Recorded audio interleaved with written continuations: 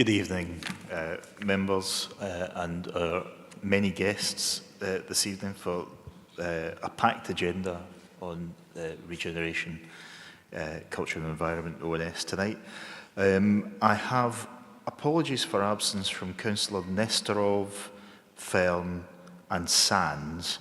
In their stead we have Councillor Jones for Councillor Nestorov. I have a name substitute of Councillor Williams for Councillor Fern, but he doesn't appear to be here. And we're also missing a couple of others. And we have Councillor Pearce for Councillor Sands. Councillor Williams and Councillor Etheridge are held up in the traffic, and Councillor Hackwell, I'll give his apologies. Okay, thank you. Can I sign the record of the meeting held on the 15th of November 2023 as correct? Great. There being no urgent matters, we move on to declarations of disclosable pecuniary interests and other significant interests. Are there any declarations? Councillor Cook.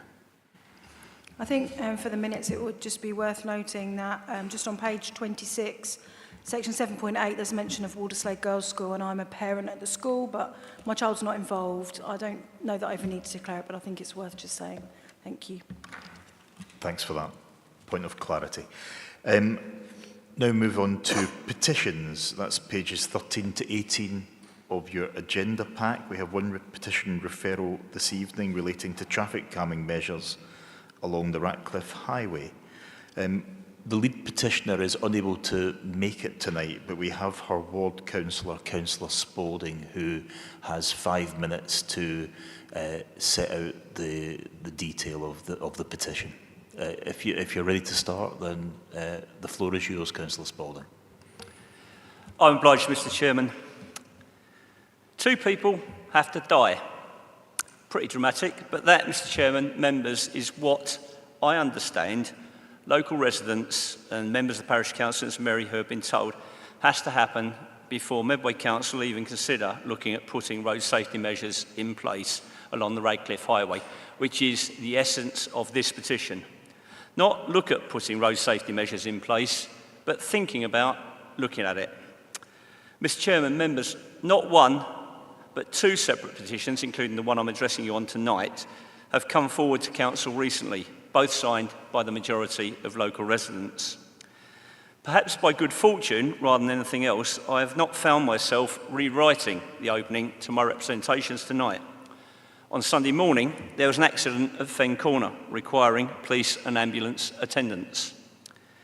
Last night, a serious accident occurred by Shakespeare Corner, needing all 3 emergency services. The road was blocked, vehicles turned round, and I understand people required the fire service because they were trapped in a car.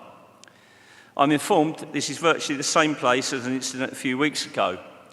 A car written off. Power lines came down because the wooden poles were demolished. Luckily, the driver escaped injury. In fact, he escaped totally because he ran away. Members will be aware of my military service, and as an army mover, I've worked railways, airheads, shipping ports. Some of the most dangerous working environments you can have, especially if you're loading tanks, armour, shipping containers. Now, I say this because 2 months ago, I, along with Parish Council representatives and a senior council officer, walked along the Ratcliffe Highway looking at traffic sight lines where children get the bus, where they're dropped off from the bus in the evening. Looking at other aspects of road safety, I was clothed top to bottom in high visibility clothing. Mr. Chairman, I can honestly say I felt safer working those high-risk transport establishments than I did walking along the Ratcliffe Highway recently. It's treated as a racetrack, not just by cars, but trucks and vans. In the committee papers we have tonight, we see the council response. Not enough police recorded incidents.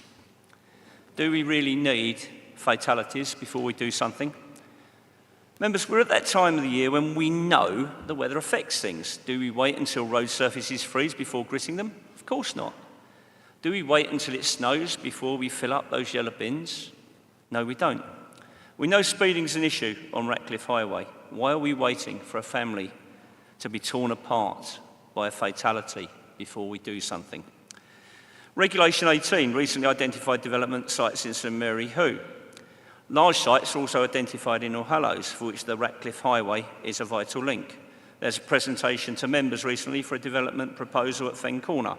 Now, I'm not prejudging any potential development. I'm not saying anything is inevitable, particularly as the Chair of Planning is seated here tonight, and I'm sure he would remind me not to do so.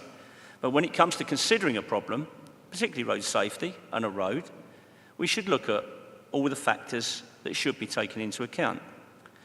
The portfolio holder for safety is here tonight, sat behind me, and I extend this invitation to Councillor Osborne and also to Councillor Curry, whose portfolio looks after part of the issues, and I say, come and join me on a site visit, experience the issues firsthand. Tris, I will look after you, I promise.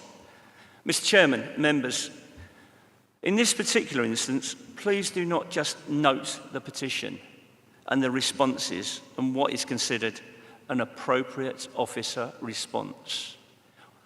Go further. Show that in this specific instance, with this specific petition, bear in mind it's the second of two, saying the council is aware of residents' concerns but for various reasons is unlikely to do anything is simply not acceptable.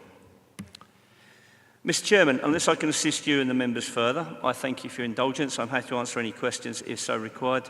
And finally, for those of you I see in the next week or so, I will extend the courtesy.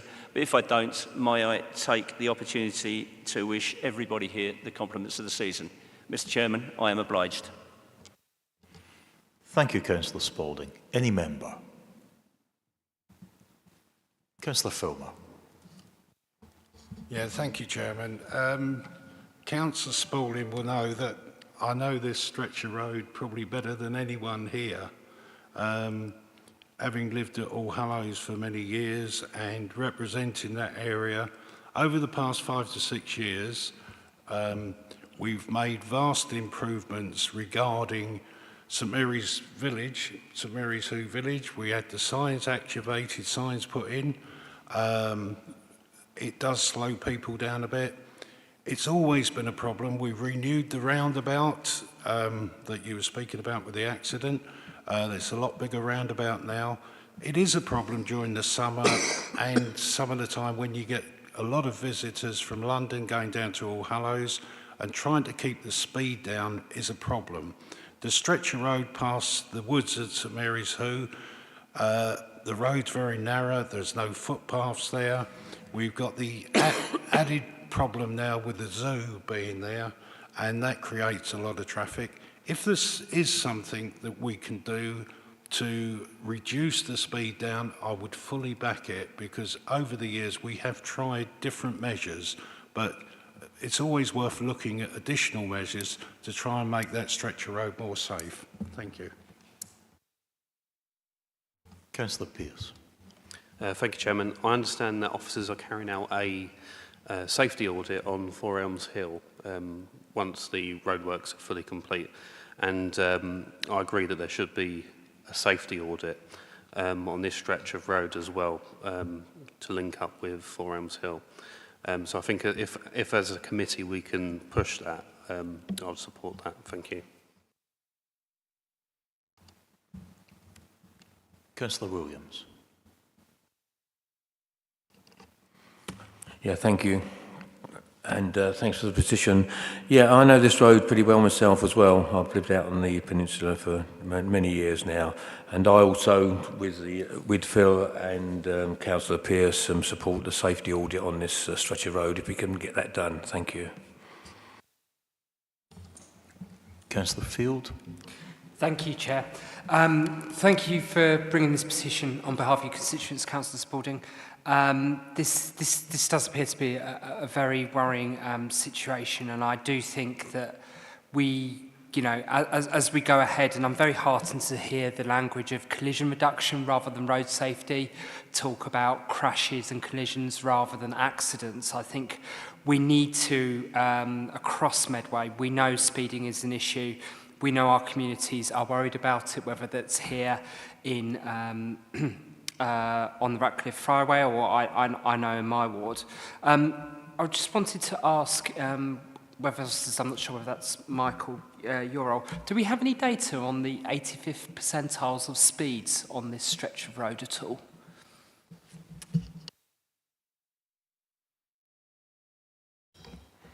Thank you. No, we don't have any information on that at the moment. We know, obviously, there is a 40-mile-an-hour speed limit in place and a 30-mile-an-hour speed limit along a section of it, but we haven't undertaken any speed surveys on that site. Do we have any programs of monitoring of speeds, and is that aligned to any kind of collision records or risk assessments? We don't have a programme of speed analysis on our road. It is based on collisions. So in this particular example, we were asked to review the need for traffic calming measures along this section of road. So we have done that review and we concluded that the road would be a low priority for road safety engineering works, and that is because there are no clusters of collisions along there, and there are no patterns or trends of collisions along that section of the Ratcliffe Highway, and there has been one collision in the past 3 years. Thank you. Sorry, Chair. Thank you for that. It's, you know, obviously we have limited funds. We have to be on the basis of solid data in terms, and obviously the greatest way that you can predict that you would have a collision issue is past collisions and past records. But it really does seem that there's also just a feeling, and this petition really strengthens it, around actually communities actually having kind of more of a part of co-design and talking about actually, you know, if people have fears, if people are feeling these issues, it is something that, and I appreciate, again, you know, the budgets are tough and resources maybe not there, but it would be good as we emerge over the next few years to actually kind of maybe having a more proactive approach to speed management, and you know, hopefully we'll be looking towards more, you know, developing the local transport plan, but, you know, for instance, I know a number of cities look at Vision Zero approach, and I think that is something that maybe we need to proactive, and this certainly seems to feed into that in terms of a location that could need that support and have a community that are desperate to see measures undertaken.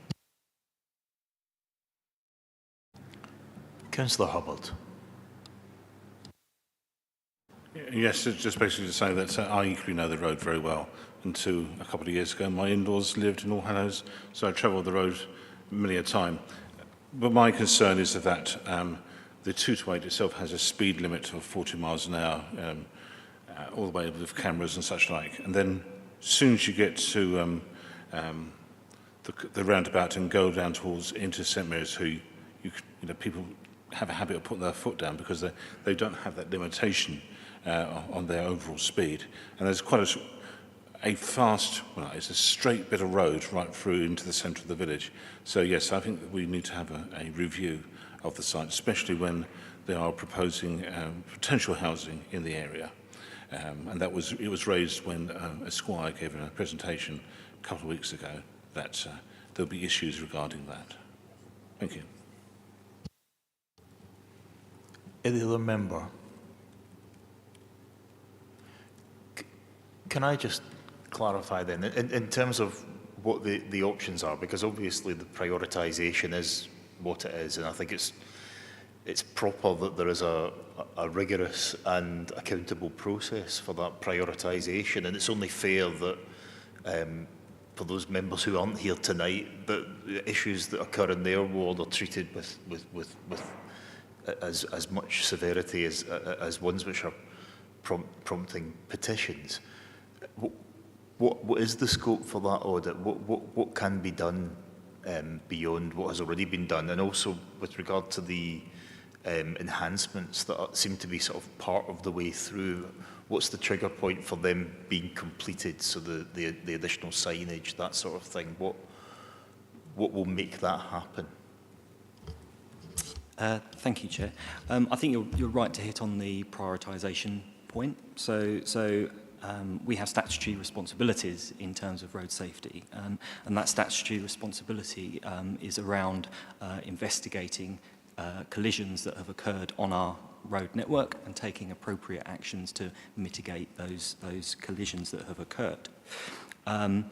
We prioritise road safety improvements on locations where there is an ongoing pattern of road casualties, and in particular locations where people are killed or very seriously injured. So I think as we've established through the report, this site does not have that pattern of collisions. There has been work undertaken, as Councillor Filmer referred to, in terms of the speed limit.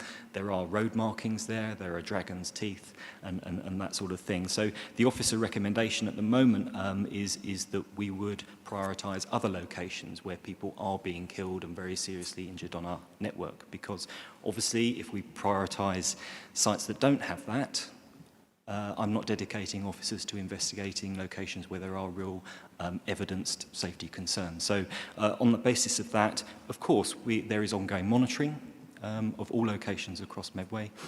We do accept the point Councillor Field makes about community concerns, and certainly safe speeds are a pillar of our safe systems approach to road safety, and that will come out of our emerging road safety plan as well. But at this stage, Chairman, there is no recommendation for any further action in terms of this particular location. Sure. Just to be clear, so I'm specifically asking about what's set out at 5.2.4. So it's the second response, and we're on page 17. Just towards the end of that, it says, whilst these matters are continuing to receive attention, if it is possible to complete them, the work should be carried out. I'm just not clear what the. So there seems to be something that's in progress, but seems to have reached a point of stasis. What gets it moving again? Certainly, yes. That's in relation to another petition that we had for a particular location in the vicinity there, around Shakespeare Farm Road Junction. So that is a slightly separate matter, and we have undertaken some work there to look at some options around that junction, and we feel that there is a potential for some visibility improvements there and some signing improvements, so we're looking to take that forward in relation to that specific part of that road. Thank you. Councillor Peake. Thank you, Chair. I don't know this area, but I do know what it's like when you drive around in rural areas, and I witness what I think of as crazy driving, when people will spin round a country road. There's what to me is blind spots, and they don't seem to not care about the potential for accident.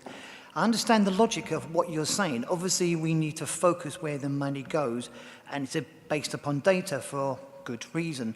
So I take it from what you're saying, the data that we go by is collisions and serious accidents. If there's a range of minor accidents, we're not going to know about this. So therefore, we're not building that up as data, and you've got to have the data to support how you spend your money. But I am concerned, and following with what Councillor Spalding said, I don't want to be just a nodding dog. Oh, dog? A nodding dog? Oh yes, I agree, let's recognise this report. So please, if there is something more than we can do to try and help to make this area safe, then please can we do that? Can we have that as an option? Thank you. Councillor Filmer. Yeah, thank you for letting me come back on this. I think if we were to look at, from the roundabout, for the first stretch past where the Fembroke Zoo is now, if we could look at reducing the speed on that section for a start. The further on, we've got the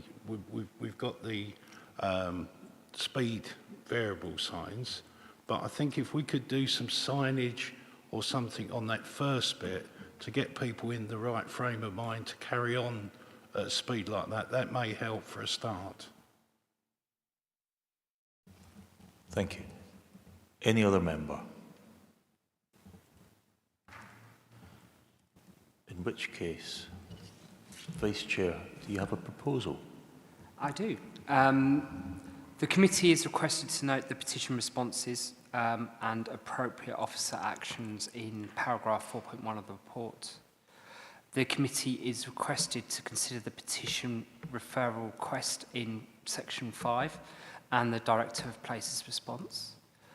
Is there a sub-recommendation here? Well, I mean, I'm not really, as far as I can tell, that there isn't scope beyond that. And we can't change the prioritisation of one site over another.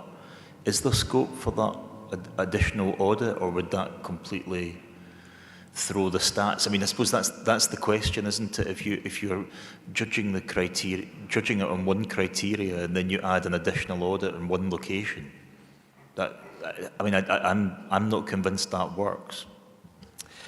Thank you, Chair. I do note the requests for a road safety audit. That is only generally something that we would undertake when there is a physical change to the highway or a new development with a new access. If in this line of work, what we do is we review that section of road rather than audit it specifically, which we have done. We obviously note the concerns, and that monitoring will continue. As I mentioned, there is some minor work around that particular junction there. But beyond that, I refer back to my previous comments really in terms of the prioritisation. Yeah, I think that, Michael has obviously heard the comments that have been made tonight, and that will obviously inform a lot of the thinking going forward. Councillor Doe. Yeah, I'd just like to say that it seems to me that when the question was asked, the officers were not able to tell us about the speeds that are being experienced here, the excess speeds. Now, it seems to me that is something that you could deal with separately without a vast audit. To check those speeds. And if we find that the speeds are being exceeded, then we need to ask for a roving police presence in that area to make sure that we get it down. I think it's fundamentally, I'm not saying it's a whole answer to the question, but at least it would show that we are responding and that we are actually taking aboard the concerns of the local population, which I think have been very clearly articulated. Thank you, Chair, and thank you, Councillor Doe. Yes, we certainly can undertake speed surveys along. It's a 4-kilometre stretch of road, so we would need to consider quite carefully where the appropriate location of that speed survey or speed surveys was. But yes, that's certainly something that we can do. And Councillor Doe is quite right. Speed enforcement does lie with the police. So if we do identify a particular issue there in terms of speed, obviously we have the contacts with the police and can make that contact and make that site known to them as a potential issue for speeding. That sounds like an acceptable way forward, if we could perhaps have that speed survey conducted and reporting back to Councillor Spalding and to this committee as and when that happens. Shall we add that to the proposal? Yep, so I'll repeat the proposal in full then. The committee is requested to note the petition responses and appropriate officer actions in paragraph 4.1 of the reports. The committee is requested to consider the petition referral request in section 5 and the Director of Places response. And the committee has recommended that a speed survey be undertaken on this a section of road. Is that seconded? Agreed? Agreed. Thank you. Thanks very much for your time, Councillor Spalding, and I hope that you're able to report back to the petitioner that there's some further progress hopefully going to be made further down the line on this. I'm obliged, Mr. Chairman. Thank you very much. Thanks.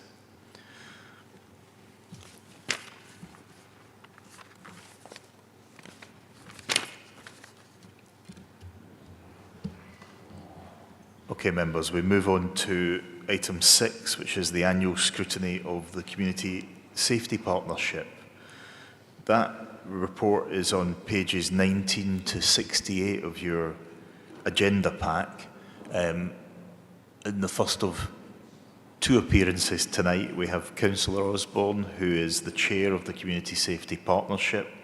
He is going to introduce this item, and I think the intention would be that, because we have many operational colleagues here tonight, that questions that particularly relate to operational matters should be asked in this part of the agenda, Councillor Osborne will assist in directing them to the appropriate person in attendance tonight, and then we'll have further opportunity to scrutinise Councillor Osborne and the portfolio at the next agenda item. So, Councillor Osborne, if I've waffled long enough to allow you to settle in your chair, you have the floor. Thank you very much. And thank you, everybody, for attending this evening. So just by means of introduction, for the camera as well. So the Medway Community Safety Partnership was formed in 1998 in response to the Crime and Disorder Act, which does place a duty on this council, the police and other public agencies to form and manage crime and disorder. And we work in a collective partnership to make Medway a safer place. And here tonight, I want to thank all of those attending. We've got representatives from the council, including myself and other officers present. Kent Police, thank you. Medway Clinical Commissioning Group, or the ICB, as it is now called. Kent Fire and Rescue Services, and other key stakeholders as well who've been attending the committee. So it's really important that this is attending tonight. There are three key parts to this agenda, which I'm hopeful that you will hold us to account on. So in your report pack, you will see, first of all, in the main pack, the community safety response from the survey carried out from July to October, and some of the survey results which tell us in this audience and also the public where the public is feeling around crime. And as we can see, even that dealing drugs and other types of issues around violent crime, as well as environmental crime, are very prominent in terms of the public concern. In addition to that, there's commentary around the Police and Crime Commissioner and the crime plan, and also the funding arrangements in terms of bids that we've successfully awarded money to and have had awarded to us. And you can see listed from 7.1 downwards all of those organisations which we have supported. Many of those are third parties and charities, and we want to reach out and thank them for all of the service that they do for our residents. Some of these groups work on very small budgets with very small headcounts and have extremely dedicated professionals that are running events and services for some of the most vulnerable residents, and I want to sort of say thank you to them on the public record. In addition to that, you'll see in your pack the annual report, which has changed this year. So there's more data and statistics that are included in the CSP report from me, including benchmarking data, which I know in opposition I was extremely keen to present. That shows and aligns us with other peer authorities around the country, so you can look at that data set from Medway in a context of other local authorities as well as the national picture. However, I am happy to report that this year we have seen a reduction in antisocial behaviour and also crime, which is a fantastic achievement and one that is in the context of a national picture which is ever changing. That being said, since 2015, 2017, we have seen an overall rise in crime in Medway, and so we do have challenges, and I know that the police are responding with that, with changing the neighbourhood policing and other models as well, and tonight you can ask questions on that. I also want to thank Kent Fire Brigade for the recent move to their new premises and the open days that you conducted. That was very positively responded to by the public as well, and again, I salute the service and the new facility that you're running. Without further ado, I am very keen for you to question myself and others about any issue of concern that's in the pack, and I happily pass it back to the floor to the chair. Thank you. Thank you, Councillor Osborne. Any member? Councillor Williams. Thank you, Chair, and thank Councillor Osborne for the report. Just this one for the Inspector Jenner here, if I could. On page 22, 6.4, 6.5, it seems with the engagement event we had in September, the questionnaire, it came back drugs as one of the very, very top things. I just wondered, has anything else been put into place, any more measures to help combat this? It seems to be a major concern from local residents. Thank you. If I may direct to Trevor first, and I'm very happy to pick up in terms of our coordinated response on the council as well. Thank you. Thank you, Chair. So we do understand the terrible effects that drugs have on communities. Not only people that suffer from drug addiction, but also the impact it has as far as ASB to other victim-based crime that funds those drugs. So we are committed with with reducing drug crime.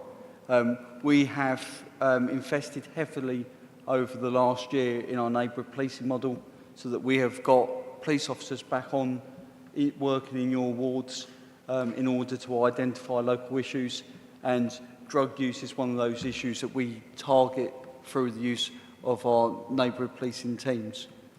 As well as our beat officers, we've also got a dedicated neighbourhood task force, which is a pool of officers and PCSOs that we can rely on to target specific areas where we've got specific problems. On top of that, we have a dedicated county lines team that combats county lines where drugs are brought into the county, and they are regularly taking out drug lines within our communities and making places safer. It must be acknowledged that that is ongoing work, because whenever you take out a line, it's very quickly replaced. So it's a very ongoing work, but they're doing some really good action there. And a lot of work they do, by the nature of it, is often not seen in the public. Councillor Williams, do you want to come back on that? We've gone. Yeah, thanks, Councillor, for that answer. Yeah, it seems that the drug problem is an ongoing thing, and also that it does seem to facilitate other crimes, doesn't it? Drugs leads on to other things. But as you said about, you've got new officers in the ward, and we are actually working with them officers at this moment in time. So that is a major plus to us ward councillors, and we thank you for that. We will be working closely with them two officers in Scrutiny and Peninsula. Thank you. I'll come to Councillor Filmer in a moment. I just want to pick up on 6.4, just while we're on that page. Trevor, the sort of priorities from the Medway Citizens panel are set out here, and absolutely, you know, we have to take those at face value, and people's perception of crime is what it is. How accurately do you think that reflects the real picture? Do you think that the Citizens panel are on the money in terms of their sort of top issues? Do you think that drugs is that borne out by sort of anecdotal evidence, you know, on the street? How does that compare? I think the interesting thing about any survey such as this, it's what people perceive to be the problems in their area, and we know that with any survey, the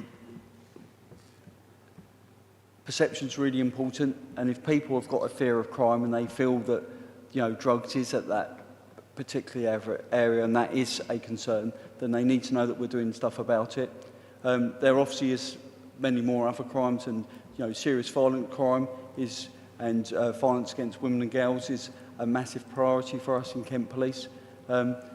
Some of that may not necessarily be seen by the public, and this survey is about the perception of crime and what somebody personally feels impacts the crime in their area. We know that just under the drugs, there's very much saying speeding vehicles. So when we think of some of our priorities, you know, threat, harm and risk is huge for us. So serious violent crime and violence against women and girls for us will be always a greater priority than speeding vehicles. You know, we do have drug crime, we do combat drug crime, but we work in partnership to combat that. And it's not all about enforcement, it's also about rehabilitation as well. Thank you, that's really helpful. Councillor Filmer. Yeah, thank you, Chairman. Firstly, I'd like to thank the community safety team and all the partners who work to keep Medway as safe as they can. A very difficult job, so I really appreciate what they do. I've just got two questions. I know the portfolio holder has got he would like to see, and so would the residents, more presence on the street from enforcement of some sort to stop antisocial behaviour. Given the financial restraints that you have, whether you'll be able to achieve this, that's my first question. And the second one is, what are you doing to combat antisocial behaviour? I read in the paper that children have been throwing stones at buses. I think it's in your ward as well. What are we doing to try and stop that, where Arriva actually cancel the buses because they say it's not safe for the driver and the residents on the buses? Thank you. Thank you very much, Mr. Chairman. If I might just come back actually on the previous question as well. So I was going to direct to other officers. So just on the drugs issue, and I'll answer. So the Combating Drugs Partnership actually has done some excellent work this year. So I just want to set some context around that. So some of the major issues of concern were actually around nitrous oxide and specifically the canisters. That has been a documented concern, especially around parks. And that's something which we have been challenging and I think has been acknowledged. Actually, reported drug crime in Medway, according to the statistics, are actually lower than the Kent average, around 2.09 drug crimes per 1,000 versus 2.25 in Kent. So, and I would say that the respondents, statistically speaking, were quite a small number. So that isn't to negate the outcome of that consultation, but the numbers we're getting from a reported perspective would suggest that, it is significant, but we're below average in terms of the Kent population. I think there is, and I'm going to pass it on to Ailish in a moment, he could talk a bit more about the work we're doing with Forward Trust and some of the new providers on this, because I've had the opportunity to visit those locations. And I think they're setting up a new facility in Gillingham where we're doing a bespoke service, a wraparound service around people with both drug addictions that we would, and also alcohol, which we also have to accept, especially at this time of year, is a serious issue of concern and actually something which a significant time is given to. So what I'll do is, if I could pass it back to Ailish to answer the drugs question in particular around how we're dealing with that wraparound service, and then if I could come and answer Councillor Filmer's question on antisocial behaviour and ASB resources. Thank you.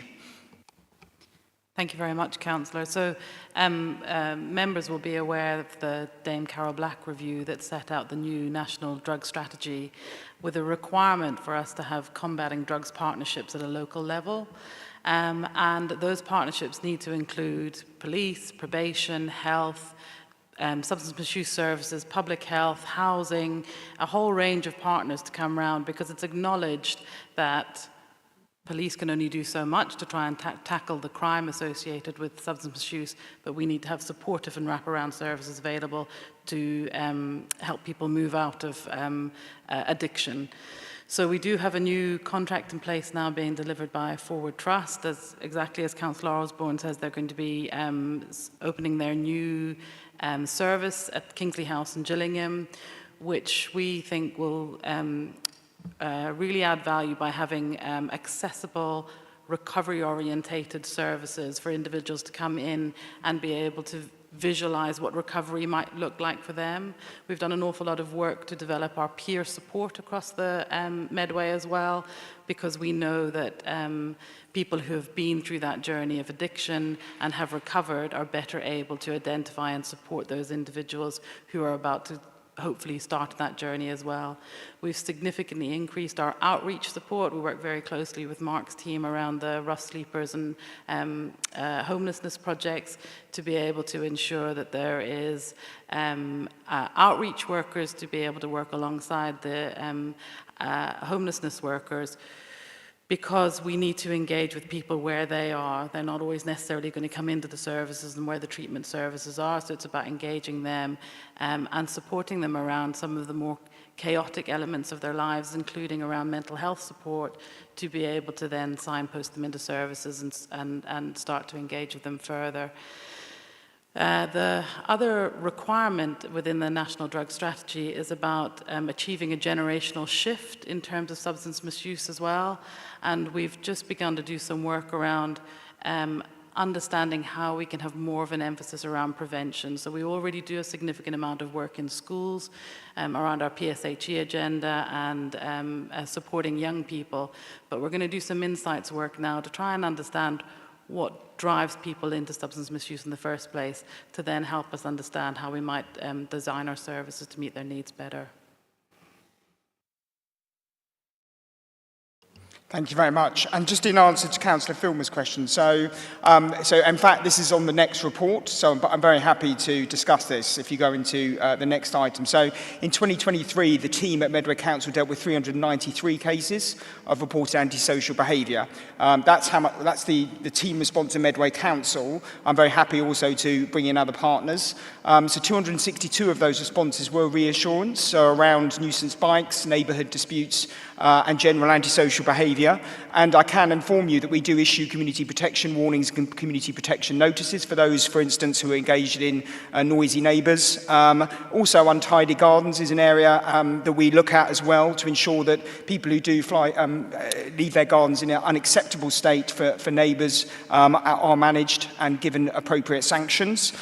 We do, of course, work in partnership with Kent Police, and I'm very happy to say that the Section 59s that we've issued around noisy bikes and mopeds, and I know the police are utilising other powers as well. We can discuss that in a moment around dealing with this nuisance around unlicensed vehicles and motorised vehicles. And you will be aware this year that we have also passed recently at full council our PSPO that is Medway wide, which is specifically targeting that use of antisocial behaviour. And I know the police have also enacted dispersal orders around the Medway City Estate and other locations. So I can assure you that when it comes to nuisance vehicles, we're dealing with that. At this present moment in time, the police are running an operation around insurance and vehicles which are uninsured or not fit to be on the road, and you will see documented a series of stops that are happening at the moment and vehicles being confiscated as well. So on road issues in particular, which was a focus actually of the overall Kent crime survey undertaken by the PCC, I know the police have been really responding very heavily on that particular issue. In terms of the resources question, you're absolutely correct. We are in a very, very tight financial position. You will be aware that 91% of our revenue grant has been cut since 2010, and we've inherited a £19 million deficit, which we've now shrunk to a more manageable sum. But that doesn't take into account settlement grants in future years, and we will continue to have to make tough decisions. So you will be aware, as a manifesto commitment, we said that we would look to reintroduce a named warden for every area, and we have that commitment to do that as well, so that each and every one of you here will have that ability to contact somebody. That does not mean that it will be the same service that was there previously. I just want to reiterate that. It will look somewhat different, but there will be a named contact on that point. I'm also directing and looking at different ways of managing this as well. I note in my predecessor was looking at third-party enforcement around different organisations. I think community enforcement was one. They issue tickets and other types of enforcement processes around littering and fly tipping, and I'm looking at measures at the moment to try and expand that as well, to see if we can bring in more teams and more specialists to try and to basically ensure that our communities are seeing people who are littering, fly tipping tackled as well. And on our Moving Streets programme around enforcement on roads, I think this is well documented at the moment.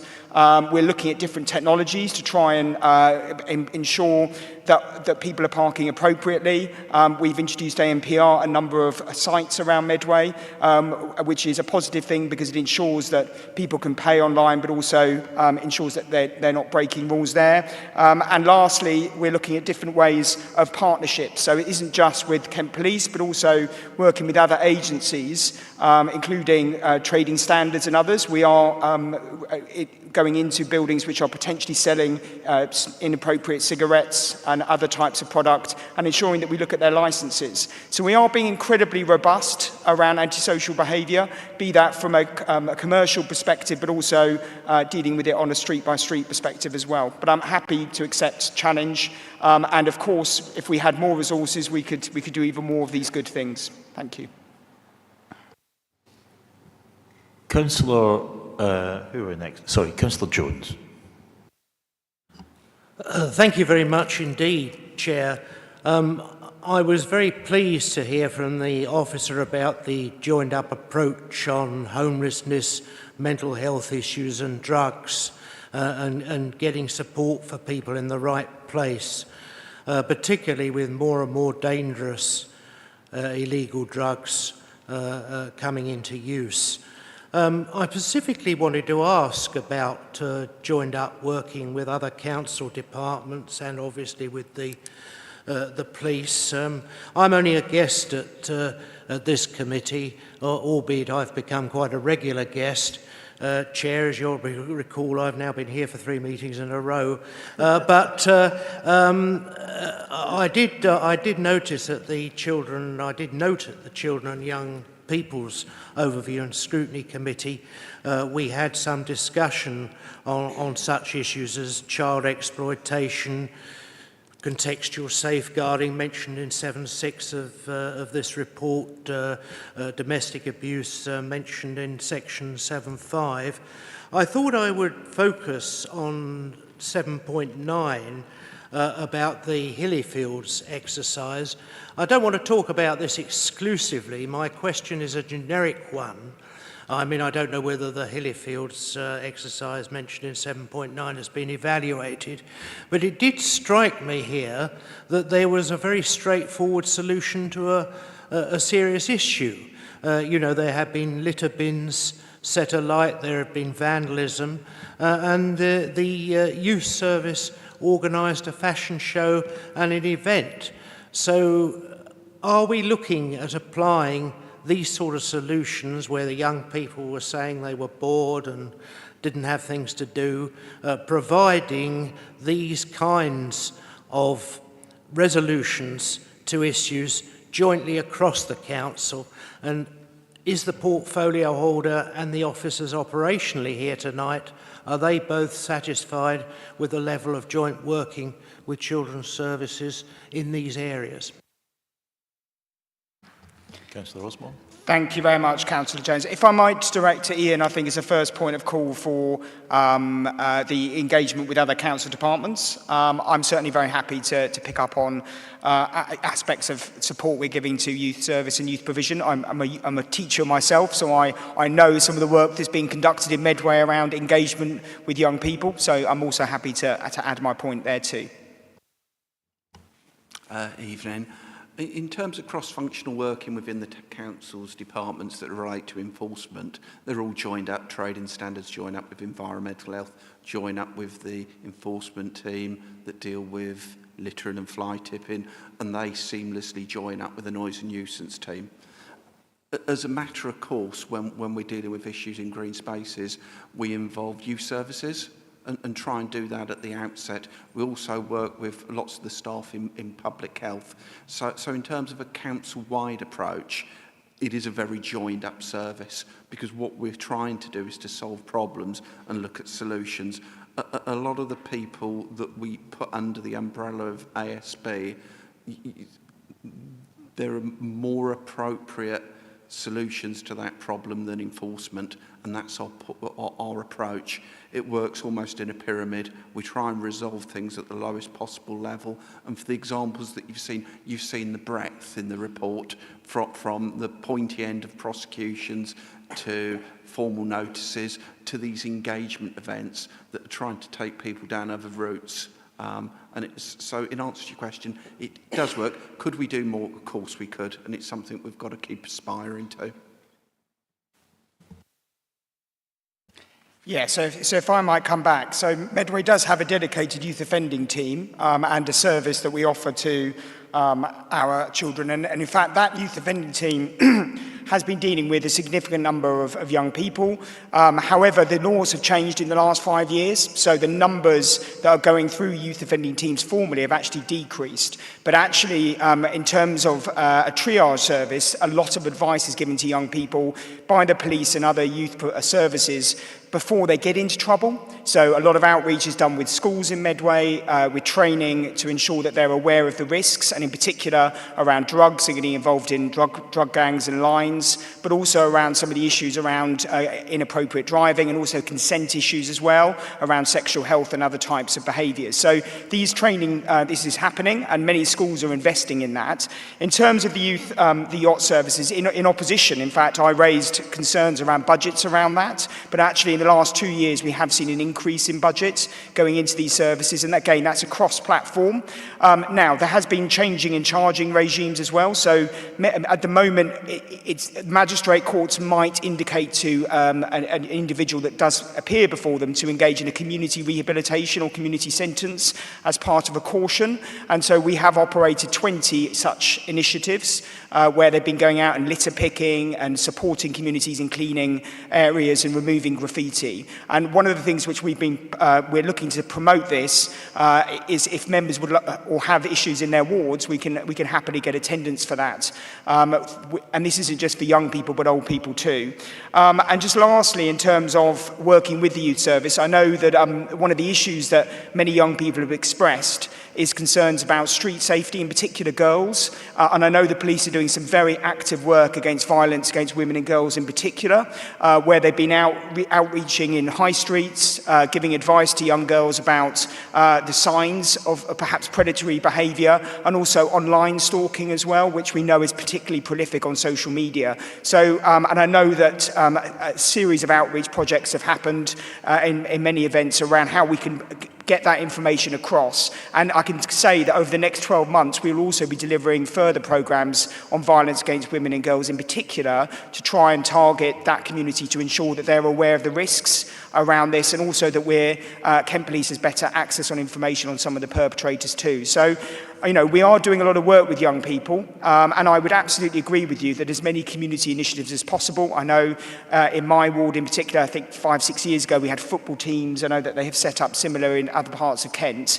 But again, we are constrained by resources, but absolutely we're not dropping the ball on engaging with youth. And just lastly, part of the prevent agenda, I can say that all education professionals will have to undertake prevent training and have to recognise the signs around youth coercion, particularly around domestic violence, vulnerability, and other types of behaviours associated with drugs. And just lastly, around potentially inappropriate grooming and other types of behaviours. So all professionals in Medway have been given appropriate training when dealing with children around what the signs would look like. And I can absolutely assure you that we do robustly engage with stakeholders to ensure all of those schools are audited regularly, to ensure that that training is in place. And I can say the Prevent Pathway has identified a series of cases this year around young people that we've been able to pursue. Whilst I can't go into detail about that, it does show that the process that we have introduced are robust. So I hope that does answer your question, Councillor Jones. More than answers the question, Chair, and you'll be delighted to hear that I've got nothing else to say. Thank you. Excellent. Thank you for Super Sub Councillor Jones. Councillor Peake. Thank you, Chair. Can I first of all say how pleased I'm to hear the language that you've used, where you've referenced what in effect seems like a very proactive and enhanced policing that is now taking place. So obviously to Chief Inspector Jenner, thank you, because we obviously all have a right to live here safely without fear. Picking up in two aspects. One is perceptions, and following on from that, when I read the report and read the survey, there was a certain word that struck me, which is the word felt. Now, I'm not implying anything wrong here, but then I took the word felt out and put the word perception, and that's already been brought up by councillors across the room.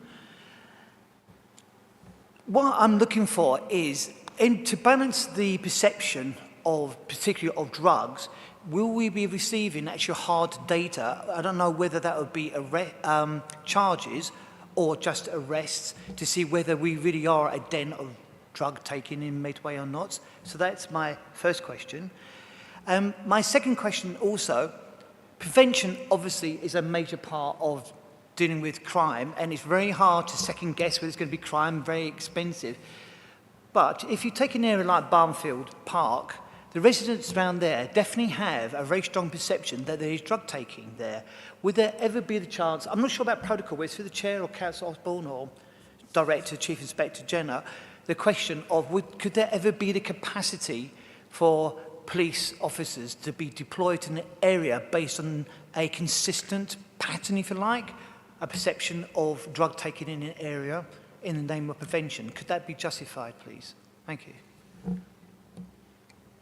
Councillor Osborne. Yes, thank you for that question. If I might direct firstly to Ailish in terms of the Combating Drugs Partnership, I think that might be helpful just to just explain that we are working with those who have drugs. And I know this is a kind of repeat answer to one we gave earlier, but if you go into a bit more detail about some of that, and in particular the sort of programme that that the new provider, Forward Trust, is providing perhaps to people, so that people can see that there is a transition from someone who comes into the service and the conditions they need to come in and where they leave the service, because I know there's been some successes there. And in terms of, I'm happy to for the police as well, if you want to talk a bit about some of the My Community Voice and where this feeling of crime perhaps needs to be, I mean, it's always a challenge dealing with feelings, and but perhaps you could talk a bit about how My Community Voice works and how people can engage better with neighbourhood policing and some of perhaps the positive changes we're going to see over neighbourhood policing and beat officers in particular over the next 12 months. That would be helpful context as well. Thank you. Thank you, Councillor. So yes, the Combating Drugs Partnership, CDP, there's a requirement for us to carry out a needs assessment as part of that partnership, which then informs our action plan.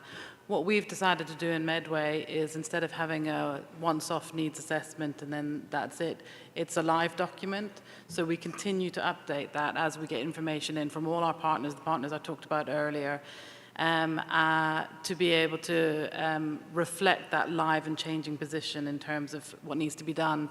And then as partners, we can come together and plan how we're going to address as those changing needs come in. So there's very much an effective partnership in place.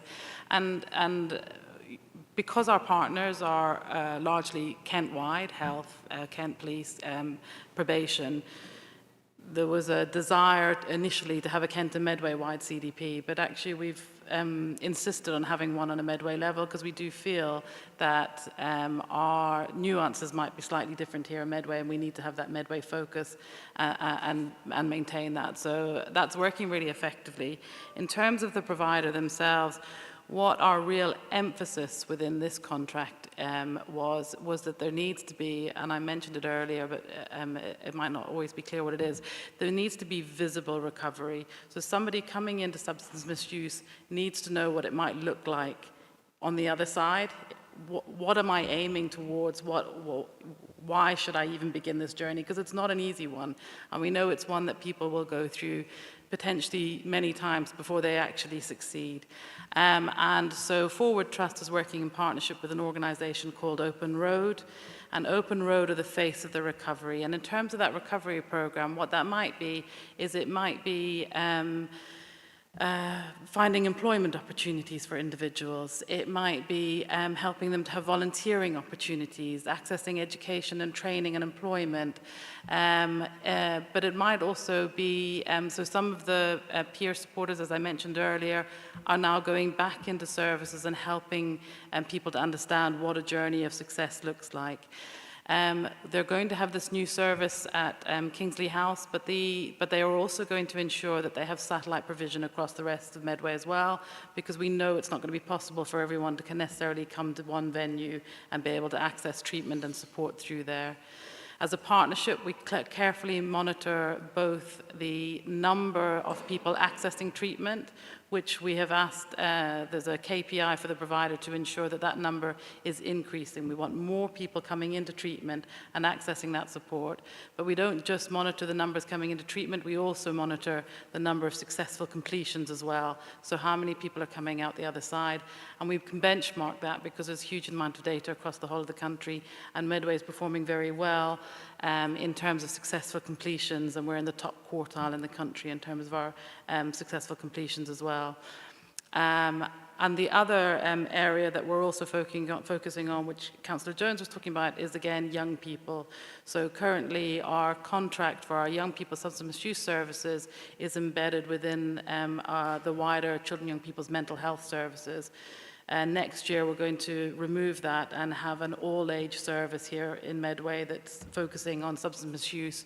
We think that will give us the ability, because we know from the data that there's a bit of a gap around 18 to 25-year-olds. So we see young people coming into treatment, we see much older people coming into treatment then using opiates and Class A substances, but we don't seem to see people coming in around that 18 to 25, that young adult cohort. And when they're coming in when they're older, they're quite unwell, they've got a lot of health risks and a lot of challenges.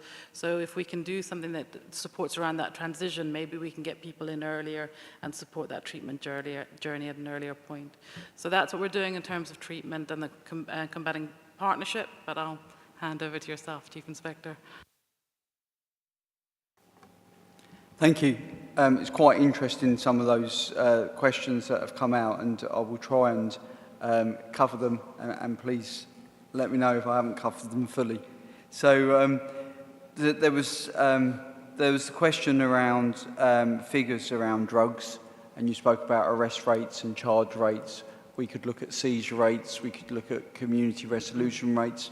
What I'd say is we need to go very careful, not just looking at the crime figures, because it only gives a very small proportion of what we got. And what we find is when we have a rise in drug-reported crime, that's because that's what we found, because we have been proactive as a police service, and that's what we've located. So a rise in drug-related crime reporting shows probably an increase in activity rather than an increase in the problem. So we need to go really careful when we look at crime figures, and it's a much wider picture, as has already been said. I've already mentioned about some huge changes in neighbourhood policing, and we were in a position for a number of years where our neighbourhoods had PCSOs that were very good but had limited powers. And we're now in a position from June this year that we've got police officers back working with neighbourhoods. Every ward, every neighbourhood will have a nominated police officer. This is a piece of work that is increasing over 18 months. So the implementation phase is an 18-month period. We started in June. We should be at 100% strength by September of next year. So we are increasing at certain periods of time into that team. So the benefits of having a police officer working within your neighbourhoods is they've got the full array of powers, so they can stop and search, they can arrest, and they can deal with things immediately, whereas prior to that, the PCSOs, if they needed somebody searched, they'd then have to call for assistance from a warranted police officer. So that does increase our activity. And I've already spoke about the facts, as well as the beat officers. We have the neighbourhood task force. They are a team of officers that can be tasked anywhere within Medway. They work very closely in partnership. We haven't lost the partnership working that we have with the Medway task force that was very successful. We still have that going, and we've been really careful to ensure that we keep that partnership work that we had going prior. And so much so we ensured that one of our sergeants stayed integrated within that team, so we didn't lose what was some really good work that was happening. As well as that, we have the child-centred policing teams. Now, beforehand, we were familiar with the schools teams, and they were police officers that were in schools. Now we've got the child-centred policing teams. That is a blended team of police officers and PCSOs.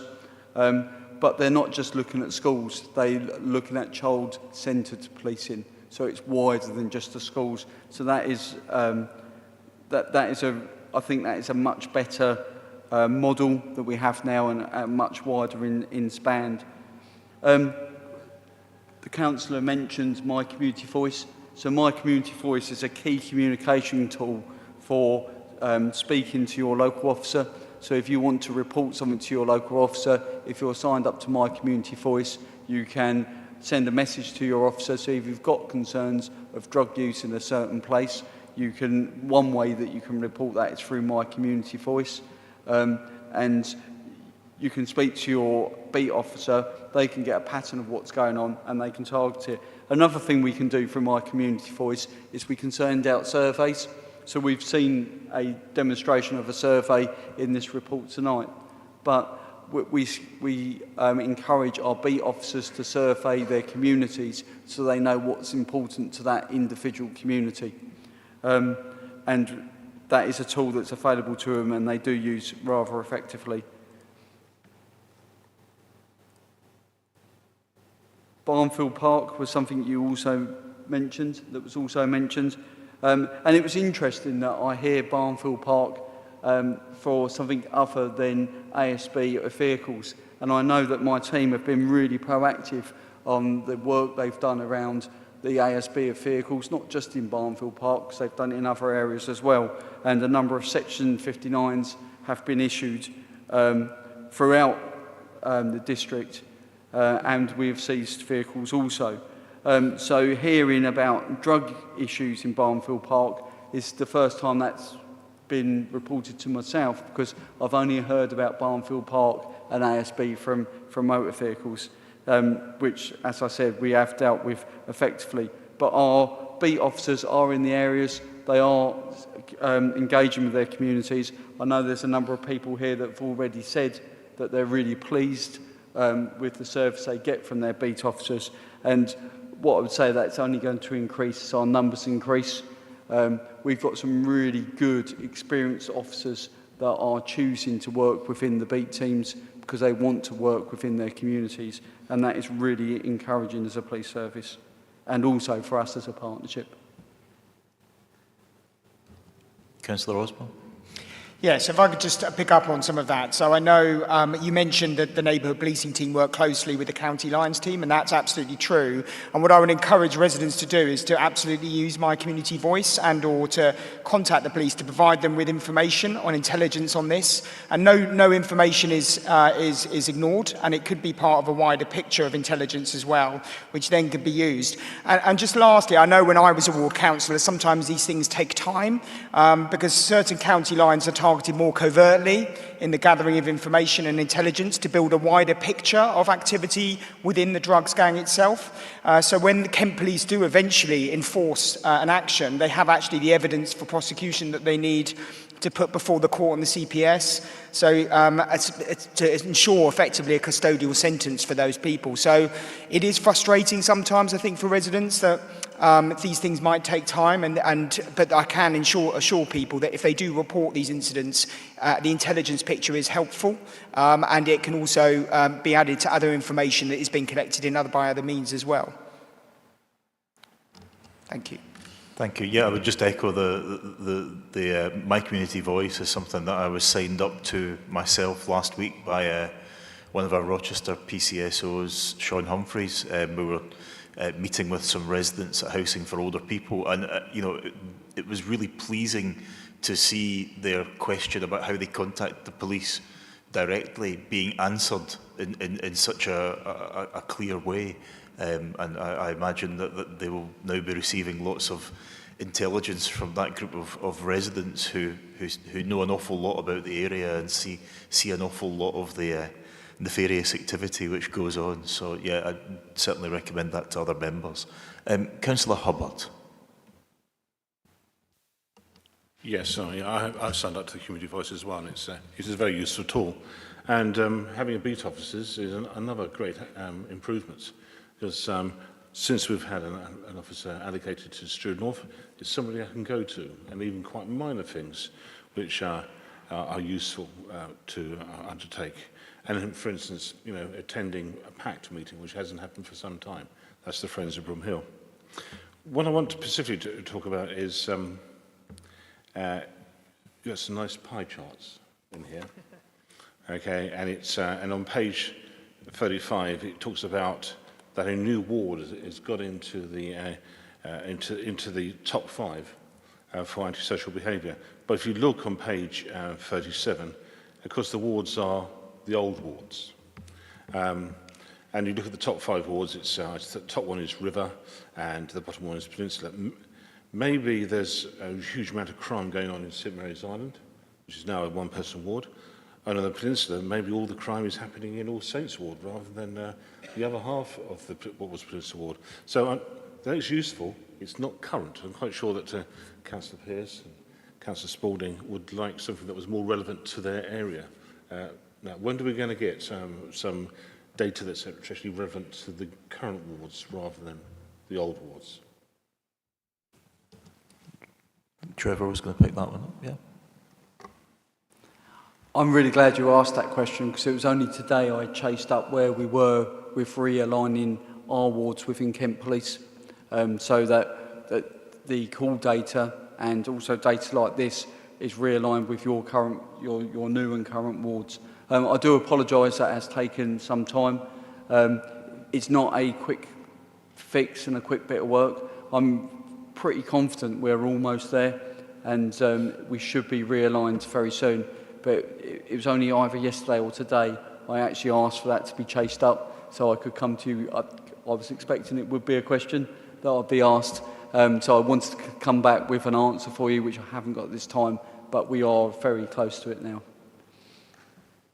Councillor Osborne. Yeah, so of course, if you look at the data set for this is from April 2022 to March 2023, which, if I am correct, was pre-boundary changes. So actually, this data set itself would be expected to show the old ward names. However, going forward, for next year's report, I would expect to see the new wards indicated. Thank you. Yeah, I think River being at the top raises its own questions because it was a huge ward which I think touches 4 of the new boundary change wards. So yeah, it does leave that question of which bit was the crime happening in. Councillor Hamilton. Thank you, Chair. So I know that we've had quite a long and lengthy discussion about drug issues. I want to turn to something that I think is quite alarming whenever I read through this. So when I looked at the statistics and I did a little bit of math, there are 3 to 4 recorded sexual offence crimes every day in Medway, according to the data that's been provided. That's quite high to begin with, and I would suggest probably more than the recorded drug crimes that we're focusing on so much tonight. I also noted that under the Community Safety Plan, violence against women and girls is a priority. That's very good to see. I've also heard this evening talking about how to equip women and girls to deal with violence against women and girls. I'd like to know what's being done to prevent violence against women and girls and how we're tackling it from a male perspective, particularly. On top of that, I also note that in both the consultations online and with the panel, people being drunk or rowdy in public places comes up consistently. And surely there is an intersection between violence against women and girls and drunk and rowdy behaviour.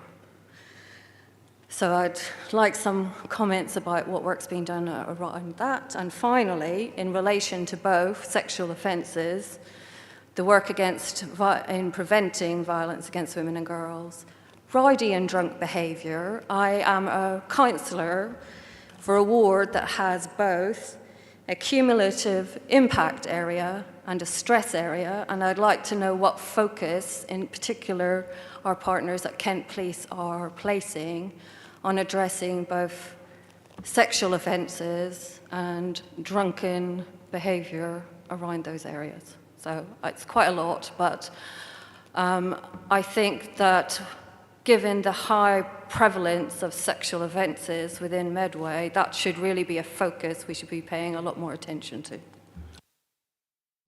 Thank you, Councillor Hamilton. Councillor Osborne.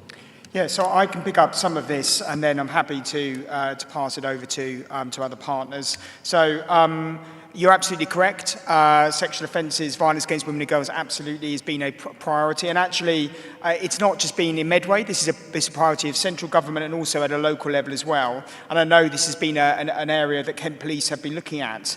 There has been some proactive work going on the high streets around drunk and rowdy behaviour. So I know there's been, if you look at this report on page associated with progress on our principles after the data set, I'm trying to find the page now, page 13, you will see the amount of intelligence that's been submitted has increased, and that has resulted in 52 interventions, 34 stop and searches and 4 arrests. And actually the police are aware of prolific offenders.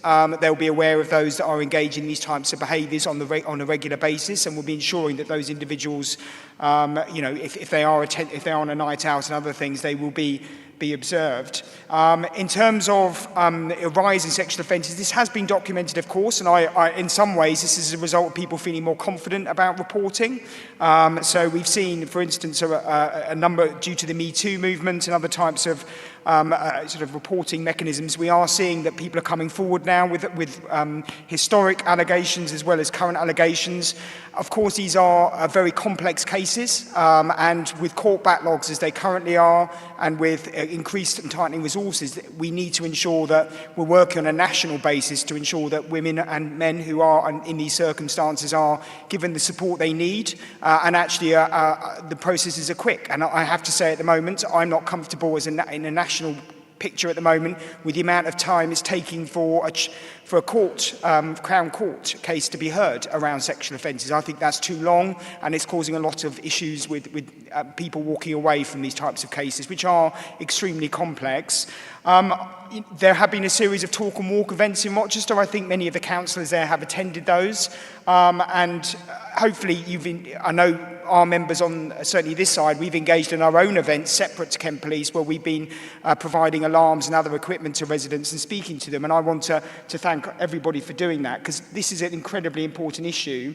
And I'm hopeful that those events where you can walk and talk, but also when other women get to meet each other, that they can have serious conversations about this. And it's not just, by the way, about offences which are well documented, it's also about some of the language that's being used in the streets as well, some of the catcalling, some of the inappropriate remarks. This is also happening in other public areas as well. So there's a wider culture change that needs to occur, and that's work that we need to do in the educational setting as well, around educating young people around the type of language that they're doing. And I know that there's work in schools happening with our schools team too, to try and engage around that sort of conduct and how young people should be engaging with each other.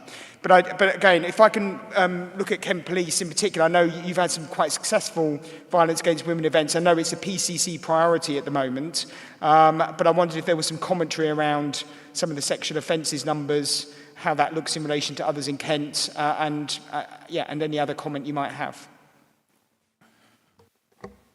Thank you, Councillor. Thank you for all the questions, and I smiled when you asked the questions because it gave me a really good opportunity to speak about what we're doing, because we're really passionate about this. It is probably at the centre of all we do. Violence against women and girls is something that we consider a lot, and a lot of work is being done around it. And only tonight we've got a strategic meeting, which is why my Inspector Mick Hayes was unable to come tonight, because it's coincided with another meeting which is around violence against women and girls. And also tomorrow in Rochester, we do have our next walk and talk event tomorrow afternoon. So when you were asked, it gives me a really good opportunity to advertise that event. I would like to say it's not just us that does this event. We do this in partnership. We work in partnership to keep women and children safe.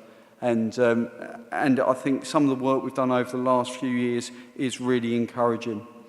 We speak about the sexual offences figures, and I think we do need to bear in mind that these figures are dated. They are only till March of this year, and a lot of work has taken place during this time. There was questions about what do we do to try and reduce these offences, and there was also some questions about drunk and rowdy behaviour and how sometimes that can coincide. Now, we run something called Operation Vigilant that we run at certain periods of the year, which sees some very proactive policing in both plainclothes and in uniform, where we work with our licensed premises, We also target people that we know are offenders, and we'll try and take advantage of nighttime economy places where there are vulnerable people and to keep them safe. And we have that operation that is currently taking place at certain nights of the week in the lead up to Christmas. We ran a similar operation this time last year, and that saw a massive reduction in sexual offences at this time of year compared to other years. Because of the success of that, we ran it again in the summer period, so during the summer months for a period of six weeks, and once again we saw a huge reduction in offences. A lot of that is very intelligence-led. It's very much about who are the predatory people within that area, and us actually targeting them and asking people why they're in the area. And my officers have done a lot of work around that. But as I said, we don't do it alone. We work in partnership. And in our last CSP meeting, we heard about courses that are run to try and change people's behaviours, which is really encouraging, and it is available to us to refer people to. Our licensing team, I would say that we've had some changes around our structure, and we've spoken about that within the neighbourhood policing model, and our licensing team are owned centrally but still work locally, and they do a lot of work to try and deal with rowdy behaviour. And we only saw probably 3 or 4 weeks ago where they ran something, we call it Operation Pilot, where we go into licensed premises. We're going there to do licensing checks, but we also target any drug use within those premises as well. And an operation that was ran in Gillingham only a few weeks ago resulted in some really good action. It also resulted in some of our officers being assaulted, but they're out there doing their very best to deal with this sort of behaviour, and it's all interlinked with violence against women and girls. I'm not sure if I answered all the questions, Chair, but that just gives a bit of an overview from the number of questions that was asked there, and I'm happy to give more information if it's required. Yep. Councillor Osborne. Yeah. Yes, thank you. I think, Ailish, if you would like to add it further to that. Yeah, thank you. I also just wanted to remind members that Medway Council backs the White Ribbon campaign, which is asking men to stand up against violence against women and girls, and we've just finished our 16 days of action where we had significant awareness raising and webinars and training going on as part of that as well. As Councillor Osborne alluded to, our child health team and public health team, as part of the PSHE programme, deliver extensive healthy relationships training to both boys and girls within schools, understanding consent, understanding coercive and controlling behaviour, and what a healthy relationship looks like. There has also been bystander training delivered, so people working in public spaces, helping them to understand how they can safely, so not putting themselves at risk, but safely intervene when there's inappropriate language and behaviour being used against women and girls within public spaces. There's a perpetrator program, so there's been a perpetrator program for a number of years that's been delivered specifically through the probation service, but there hasn't been a perpetrator program available for individuals who aren't down the criminal justice route. There is now, and has been for the last year, a CDAP program available for perpetrators within the community to volunteer and attend that service themselves as well. And in terms of the cumulative impact policy, so that came into place around the COVID period and is about to expire. It very much focused on off licenses at that time because emerging from COVID, a lot of unlicensed premises were really struggling, and there wasn't a significant number of applications coming in. We're busy doing some work on the moment in terms of understanding the impact of the SIP and whether that should be refreshed, and there'll be public consultation happening early next year around that as well. Thank you, and I'm grateful to Councillor Hamilton for raising that point, and I think it underlines the value of diversity in our representation, the fact that that's really the first time that we've fully broached that subject tonight. Councillor Cook. Thank you, Chair. I wanted to talk about the reducing adult reoffending section, particularly page 49 and 50. There were a few things there that stuck out to me, particularly about the increase of the volume of people coming into that service, and then what's described here as a difficult HMIP inspection and the work that had been done following that. The success of implementing performance management and those staffing targets, but recognising that that's still only at, and I can see that it's increased, but 77%, and the loss of kind of supplements there for payment incentives. And I think all of that kind of stuck to me as a story that might perhaps be causing some challenge. And so I just wanted to probe a little bit further around what else was being done, you know, that kind of more people coming in and yet resource coming out, not yet meeting those targets. Just to probe a little bit more into that, please, Chair. Thank you. Thank you. Councillor Osborne. Yes, thank you for that. Unfortunately, the probation service are not here this evening, which would be a question I would be directing to them. I think this is the second year they've not been in attendance as well, so that's something which I think we need to have perhaps a communication sent to them about the expectation. I think the same happened last year too. I agree with you. This is something I raised last year and in previous years. The probation service in the early part of 2010 onwards was actually a stellar service and was actually fully on target with many of its performance indicators. It was then, of course, privatised in a way which didn't result in a significant success, and it was renationalised again only 2-3 years ago and has gone through a significant headcount challenge, which has resulted in the regulator going in and taking a look. And I would concur some of these numbers are not where I would expect them to be, and I was hoping this evening that you could robustly challenge them on that, but again, they're not present here this evening. It is certain, they do, I can say they do regularly attend the SEG, the meetings with myself and others to discuss community issues, so it's disappointing they're not here. I'm happy to take your questions and ask them to clarify some of the targets that you've raised and what they're doing to challenge those. I am concerned about their organisational performance, and I think if we, and as I understand it, regulators are watching at present and might go in again to take a deep dive around some of their metrics and how they can improve. Just lastly, there is a recruitment crisis in probation at the moment in the region. There are, and this was documented in their regulators' report, there are insufficient probation officers dealing with huge caseloads. So might I suggest that this might be a reason why some of the figures are looking particularly not where we'd want them to be. But again, I don't want to put words in their mouth. That's my opinion on this. And I think it's a service that needs to be supported and improved. I'm sorry I can't answer those questions, and the person that should be here to answer them is not present, I'm afraid. Thank you for letting me come back on that, Chair, and thank you very much, Councillor Osborne. I'd really appreciate an action with some further information provided, if possible, please, and perhaps a little bit more clarity around when we're expecting a deep dive or a re-inspection, just so we can get an idea of timescale, please, Chair, if that's appropriate. Thank you. Thank you. Councillor Pearce. Thank you, Chairman.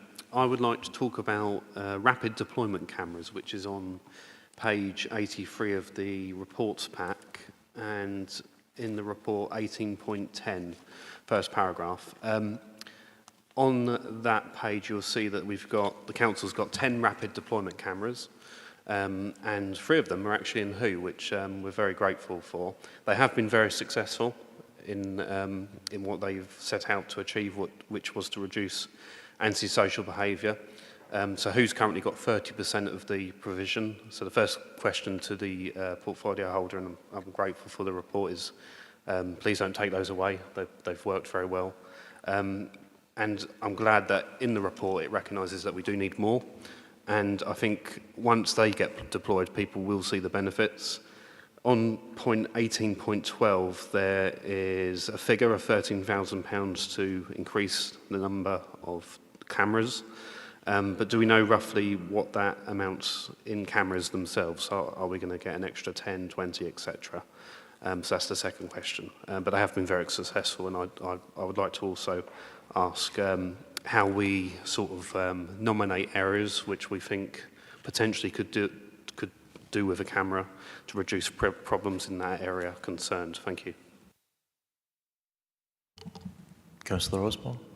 Yeah, I'm very happy to answer that. However, that would have been an item for the next agenda item, because I think that was in my main CSP report. But I'm very happy to answer that nonetheless. I think it's helpful. Since the question's been asked, let's keep the context there. Yeah. And can I also just ask, just in relation to that, at 18.11, it sort of speaks to what Councillor Pearce is saying. Obviously, there has to be a decision at some point when a rapid deployment camera is no longer a rapid deployment camera. Does it become permanent? What's the process for that? What's the scope for making those permanent? Because presumably they can't all be made permanent. So just something around the criteria used on that.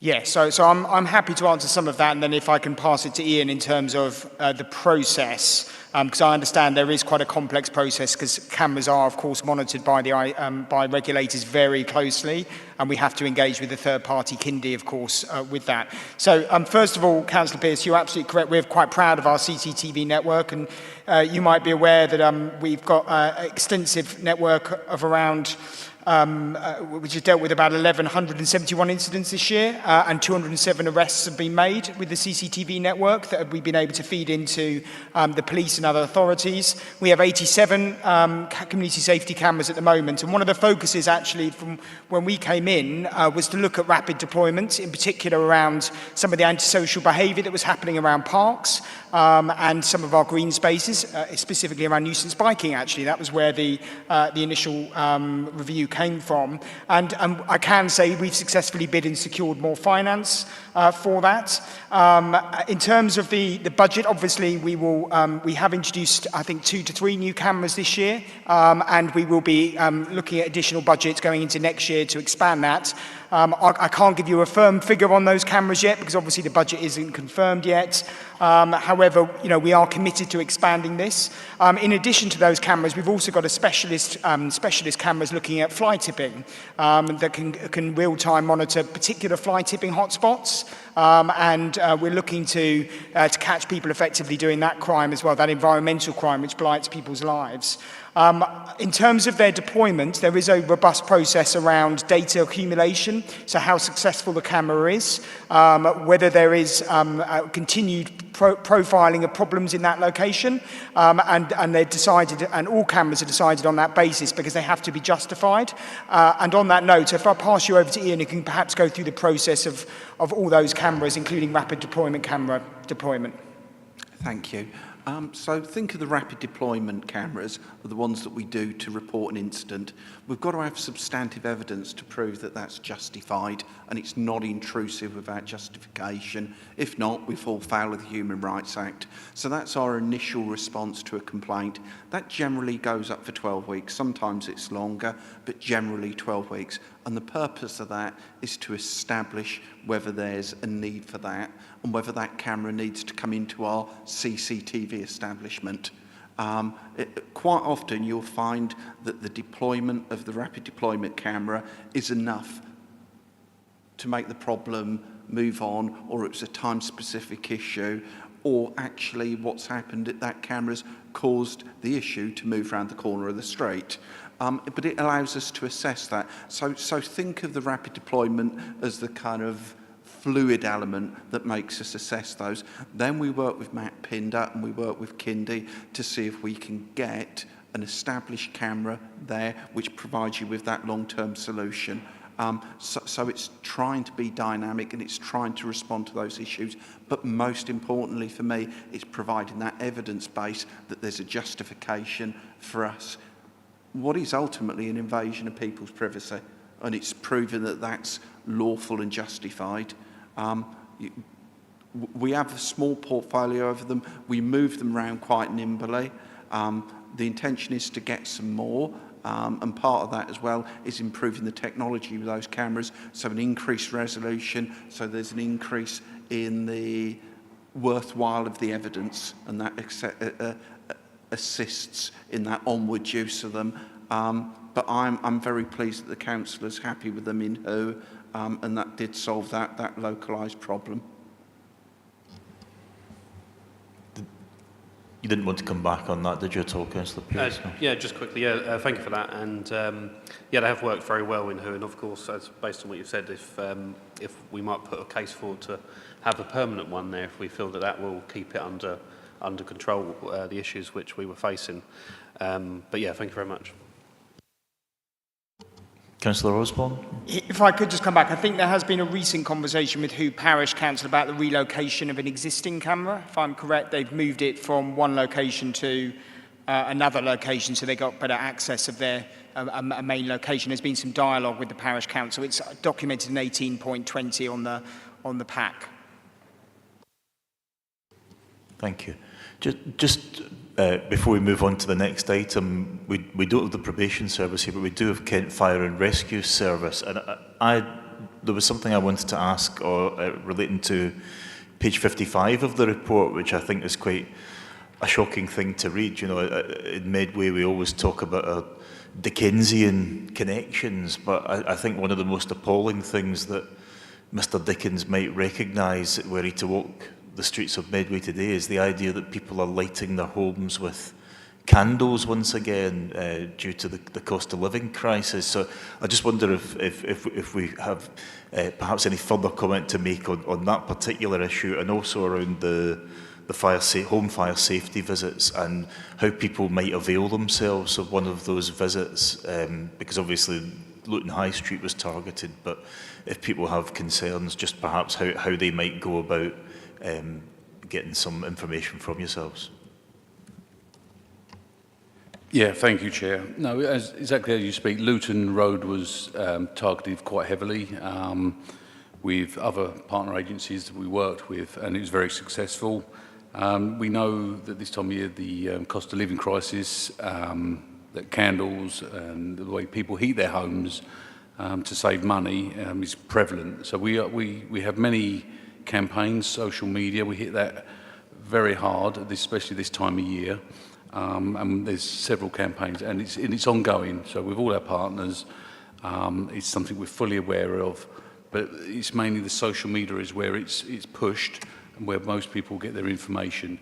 Home fire safety visits, the target is the highest target we've ever set for our stations across Kent and Medway.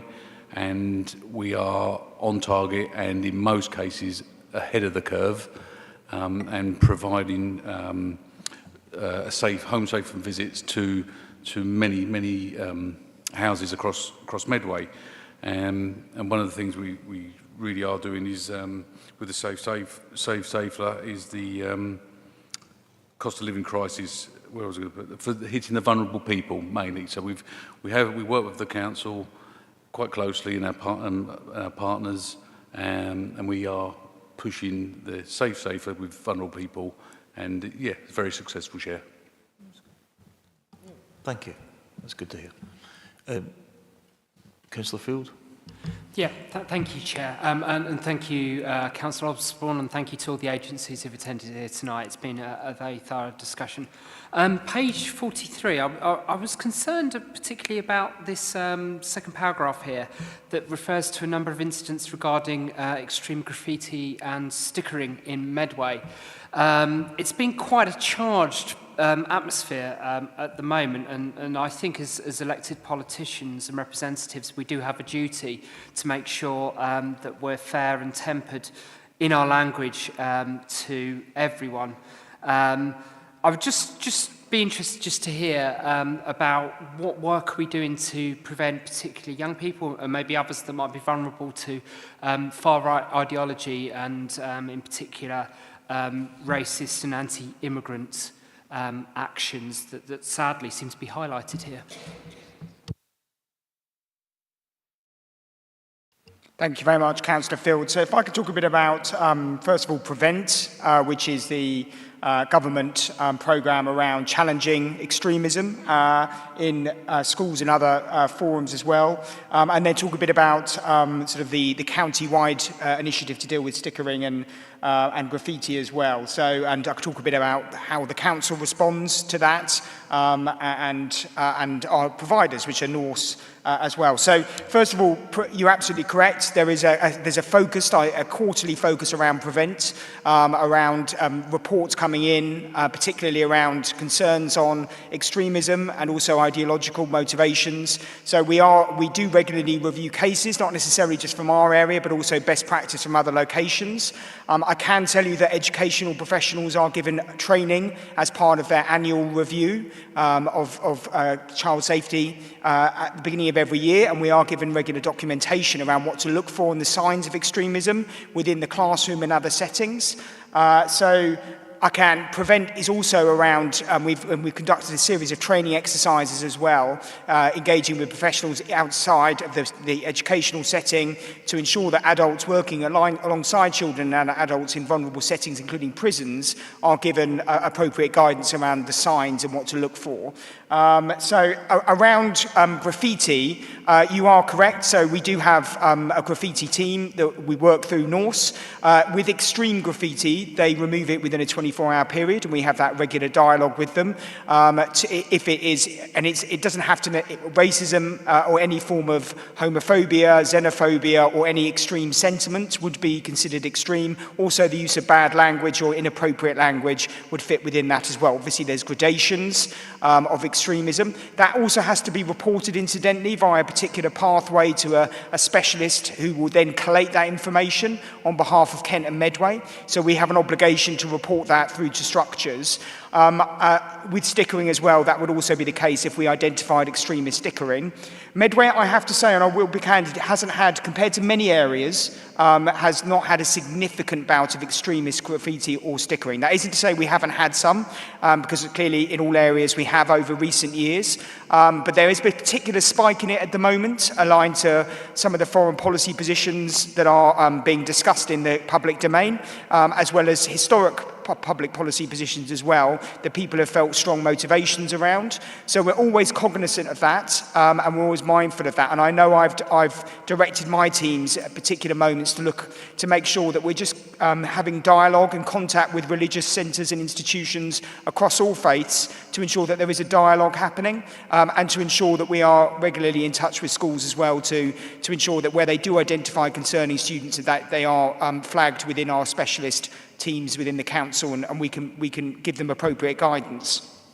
So we do remove stickering where it comes up. Again, if it is seen to be extremist in nature, this is reported, it will be removed. So nothing further to add, and if you have specific examples of that in your ward, can I please say email that as quickly as possible to your beat officer and or myself, and we can pass that through. I know the council does take it very seriously, and I have raised this in other forums as well, and I can assure you that we will robustly challenge and remove any extremist paraphernalia of any sort as quickly as we can.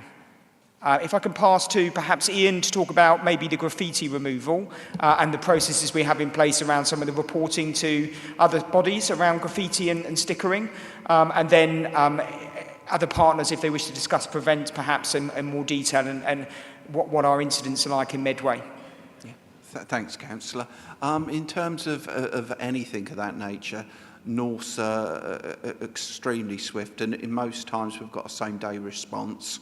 It's absolutely prioritised.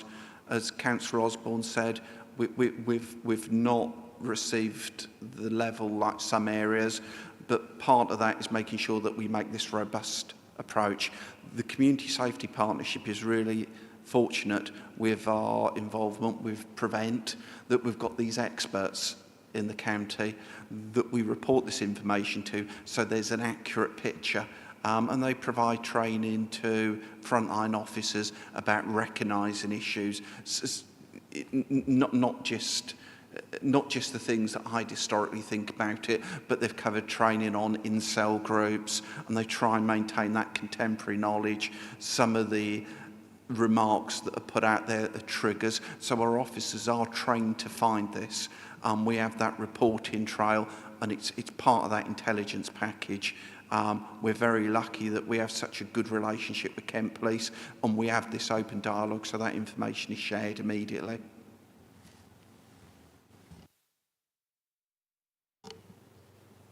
Did you want to add anything, Chief Inspector? I think most of what I would add would be an echo of what's been said. I think Medway is a safe area, and instances of this are very, they're very rare, it's fair to say.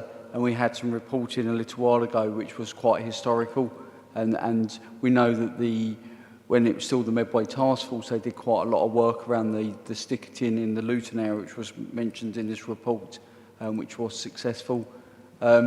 We had some reports of stickering a couple of months ago, and when our officers went out, those stickers were actually very old stickers that have been there for quite some time. It was good that they've been recognised, but it was also reassuring that they weren't recent stickers. They've been there for some time. I'd echo what's been said about our relationship with our partners, and especially with the council. We had something that had been written on a road a couple of months ago, and that was removed within hours. It was really effectively removed to try and minimise any distress to anybody. Yeah, we deal with anything that's hate crime related, we deal with effectively, we deal with it quickly, and we deal with it in partnership. Thank you. Any other member before we move on to the next item? Councillor Hine. Thank you, Chair. Just a note for Chief Inspector Jenner on the beat officer team. Back in the summer, my colleague, Councillor Robbie Lamas, and myself received an introductory email from our new beat officers, and we're very keen to engage with them. We went back to them when we received the email, but unfortunately we haven't heard any more from them. Quite keen to arrange a meeting to talk to them about some issues in the ward. So I'd be grateful if you could perhaps follow that up for us. That'd be much appreciated. Thank you. I'm sure that'll be picked up now. Any other member? In which case, Vice Chair, do you have a proposal? My proposal is that the committee is requested to note the findings of the strategic assessment. The committee is asked to support this proposed community safety partnership priorities in light of the strategic assessment findings. The committee is requested to scrutinise the activity of the community safety partnership over the past years in connection with discharge by the responsible authorities of their crime and disorder functions. And also, Councillor Cook, the probation point. I think if we could please request a written response to the questions around the response to the visit and any follow-up on when the next visit will be, please. Thank you, Chair. Yep, I think that covers it. Is that supported? Agreed? Thank you. We'll move on to item 7, which looks in many parts like item 6 on the agenda. And we have Councillor Osborne. Do you have a separate presentation to make with regard to this item, or are you just carrying on where we left off? I'm very happy to carry on, Mr. Chairman. In which case, any member? Councillor Cook. Thank you, Chair. I'm sorry to mention the same patch of land again. We've spoken about Barnfield several times, but I mention that now in response particularly to item 9.8 and the borough-wide PSPO, which I spoke in support of at the last full council. Residents are concerned about having a date for that, when that's going to be implemented, and I just would appreciate Councillor Osborne giving us a little bit more around the progress of that, please. Thank you, Chair. Yes, thank you very much, Councillor Cook. And I know you have been, and Councillor Eddie Peake have been extremely proactive on this issue and have been engaging on email with me quite robustly actually around this on behalf of your residents. And I'm happy to give you a firm date on this, that it will be introduced by the end of March next year. That's a firm commitment. We are currently looking at signage and deployment around, and we're taking advice from other authorities around the country and other councils about how they've deployed signs for a borough-wide PSPO, because obviously there are significant area of geography that is associated with this. But we have a commitment that we will be introducing that as quickly as we can. Can I just say that my team have been working extremely hard around the delivery of this PSPO through the consultation exercise that took place over May, going into June last year, to the speedy delivery of the proposals before Cabinet as well as Council, which gave overwhelming consent for the delivery of this. There is a significant community demand. We've had hundreds of people suggest that they're looking for this to be introduced around the area. Whilst Barnfield is of course an area of focus, it's very close to my heart, given I used to represent that area for such a period of time. It isn't solely though. I know in Lordswood, Princes Park, there are also residents that have communicated with me around off-road biking and nuisance biking, and I know there are issues around Medway as well. We've heard the police tonight talk about how they are engaging against that particular behaviour, and I'm very happy to say that we're already pursuing Section 59s robustly. There have been vehicles confiscated, and if you are doing it and are engaged in this type of conduct, you will be caught with an extensive camera network, with proactive policing and actually partnerships with our Medway enforcement office as well through the council. And learning from best practice in Dartford, I can say that we will be pursuing this with vigour over the next 12 months. I hope that answers your question. Thank you very much. Thank you, Chair. Councillor Etheridge. Thank you, Chairman. As the evening is marching on, I had a number of questions, but I'll reduce it now to two. The first one slides in quite nicely on item 6 and item 7, but it's not regarding illegal tobacco, but certainly age-restricted goods. Living fairly close to one of the major academies in Strood, quite often shocked to see a number of young people vaping going into school and out of school. And obviously, as they're under 18, that is totally illegally for them to use or purchase. The latest responses from the medical associations are nicotine exposure at this age has great harm to brain development. It also brings in mood disorders and permanent lowering of impulse control. And more importantly, it has a major problem of inflammation and permanent scarring on the lungs. It says here this is called popcorn lung, and it has no lasting treatment, full stop. Therefore, I'm urging you and your committee, and hopefully the Vice Chairman will include it within his summing up, that we have a more vigorous, robust action taken, not only against the people selling these vapes, but also the users, because they are doing amazing harm not only to themselves, but also others that breathe in their residual smoke. And secondly, Chairman, it's regarding PSPO orders. Both myself and Councillor Hubbard over there and a couple of my colleagues attended the recently reformed Strood Forum. And the major complaint there from the shop owners and things was the antisocial behaviour taking place there, primarily by a small group of people who were quite often not only rude, but also contributing to loss of custom through their drunken behaviour.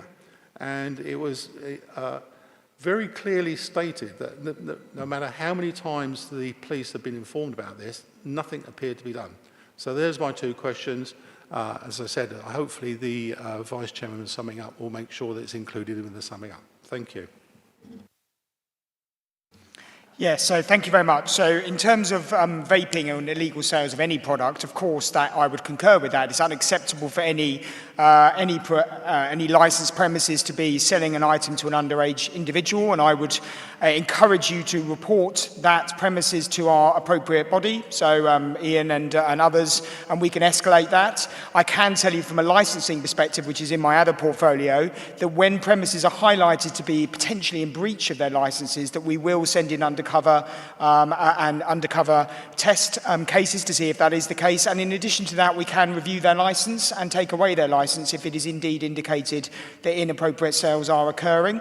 And that robust approach does happen when reports are made. So obviously you need to now make that report, and we'll happily follow that up to see if indeed that is occurring. Sadly, young people will get access to inappropriate materials, and we have to be robust at all times in ensuring that all of our students are educated around vaping and the consequences of that on their health. And I know that there are robust programs in schools to try and challenge smoking, which has declined significantly since I was at school, which is a positive, but also challenging alcohol consumption and other forms of drugs. And I would hope that schools could continue with that work through partnership to ensure that education improves as well, including in Strood and across the borough. So, but if residents watching have or know of premises that are doing this, please do indicate them to us, and we will go through the appropriate processes with them.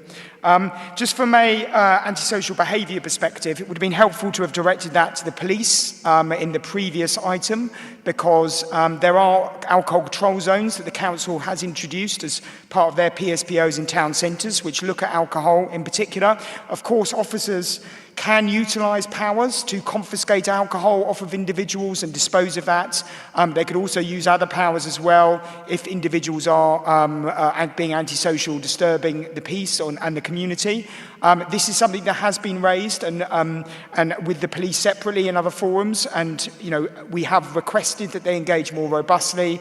And I think it is fair to say that there is a piece of work that needs to happen around our town centres to ensure that some of this is occurring. But I just want to leave you on the last point, that many of these individuals do have significant needs. They don't just have alcohol problems, but many have concurrent issues around mental health, drug disorders and other problems. Some of these people are very well known to our services. They're very well known individuals who we try and engage with, to try and partner with, to try and get them off of these addictions. So it isn't just about enforcement, but trying to deliver that wraparound service for these vulnerable people so that we can wean them off of alcohol and other drug dependencies. And I can say that pieces of work are occurring with our care service and others, public health, to try and remove the problem as well in terms of their disorder and their addiction. And I think that has to occur in partnership with an enforcement approach as well. I hope that answers both your questions. Sorry, Chair, quickly come back. And enforcement on the users as well, please, Chairman, because it's no point just relying on a school to impart information. The people themselves, if they're seen by law enforcement, wardens, whoever, that piece of equipment, the vape itself, should be confiscated. I just wonder if we can get a little bit of clarification. We're talking about the sale of these goods to underage individuals, and obviously if they don't meet British standards or whatever we call the kite mark these days. But my understanding is that you do not need a license to sell vapes. Is that correct? There isn't is that maybe something that Ian could comment on? By all means, Chair. If I cover the topic of underage sales, there's a very clear code of practice. Because we're using underage people to carry out these activities, we have to satisfy a high threshold to deploy that, and it would almost invariably involve the use of a RIPA application to a magistrate. So I have to have substantive evidence. And I know it's like a theme of the evening, but it's about reporting this. If I've got the evidence base, then I can do it. So the underage sales, please report it. We'll deal with that all day long. An officer's a super hot on it. In terms of the other aspect, which is the technical nature of vapes, officers have seized a lot of illegal vapes. Vapes fall into two camps. There's technical controls on the amount of liquid they can have in them, design specifications, the instructions that the need to come. What's gained in popularity is large disposable vapes that contain over that, and officers have literally seized thousands of them, and those traders face further action for that. So we are challenging that. Again, a bit of a theme, nothing special about Medway there. That's mirrored out throughout the whole of the South East, throughout all of the country. There's some new legislation that's coming in that's trying to restrict vapes, and we're waiting that. And that's going to try and address not only those technical aspects, but also the attractiveness of these. So they're talking about limiting some of the flavours, some of the child-appealing characteristics. That's my phrase, not the legislation. So to try and reduce them down. But in terms of the underage sales element, we are seeing this proliferation of vape shops. There's more and more. And we're trying to stay on top of them. Officers visit them as soon as they open. They're given an underage sales pack that explains how they implement that Challenge 25 system. And then visits take place. But to carry out that test purchasing regime, I've got to show that that's the last option, which is why I need that reported criminality. Yeah, I think that's helpful for the Vice Chair in terms of adding any recommendations, important as this committee is, and powerful as we no doubt are. I think there are limits in terms of what we're able to do until that legislation that has been promised comes in. So it does seem to be about building that body of evidence. The purchase of the vapes. It's if they're under 18, it's illegal for them to use it. You know, and if a police officer or warden or whatever is walking around the streets and sees somebody who's definitely under 18, such as I've seen, you know, wearing a school uniform, that vape should be confiscated. Thank you. Councillor Williams. Are we in? Oh, we are, yeah. Thanks, Chair, and thank you, Councillor Osborne, for your reports.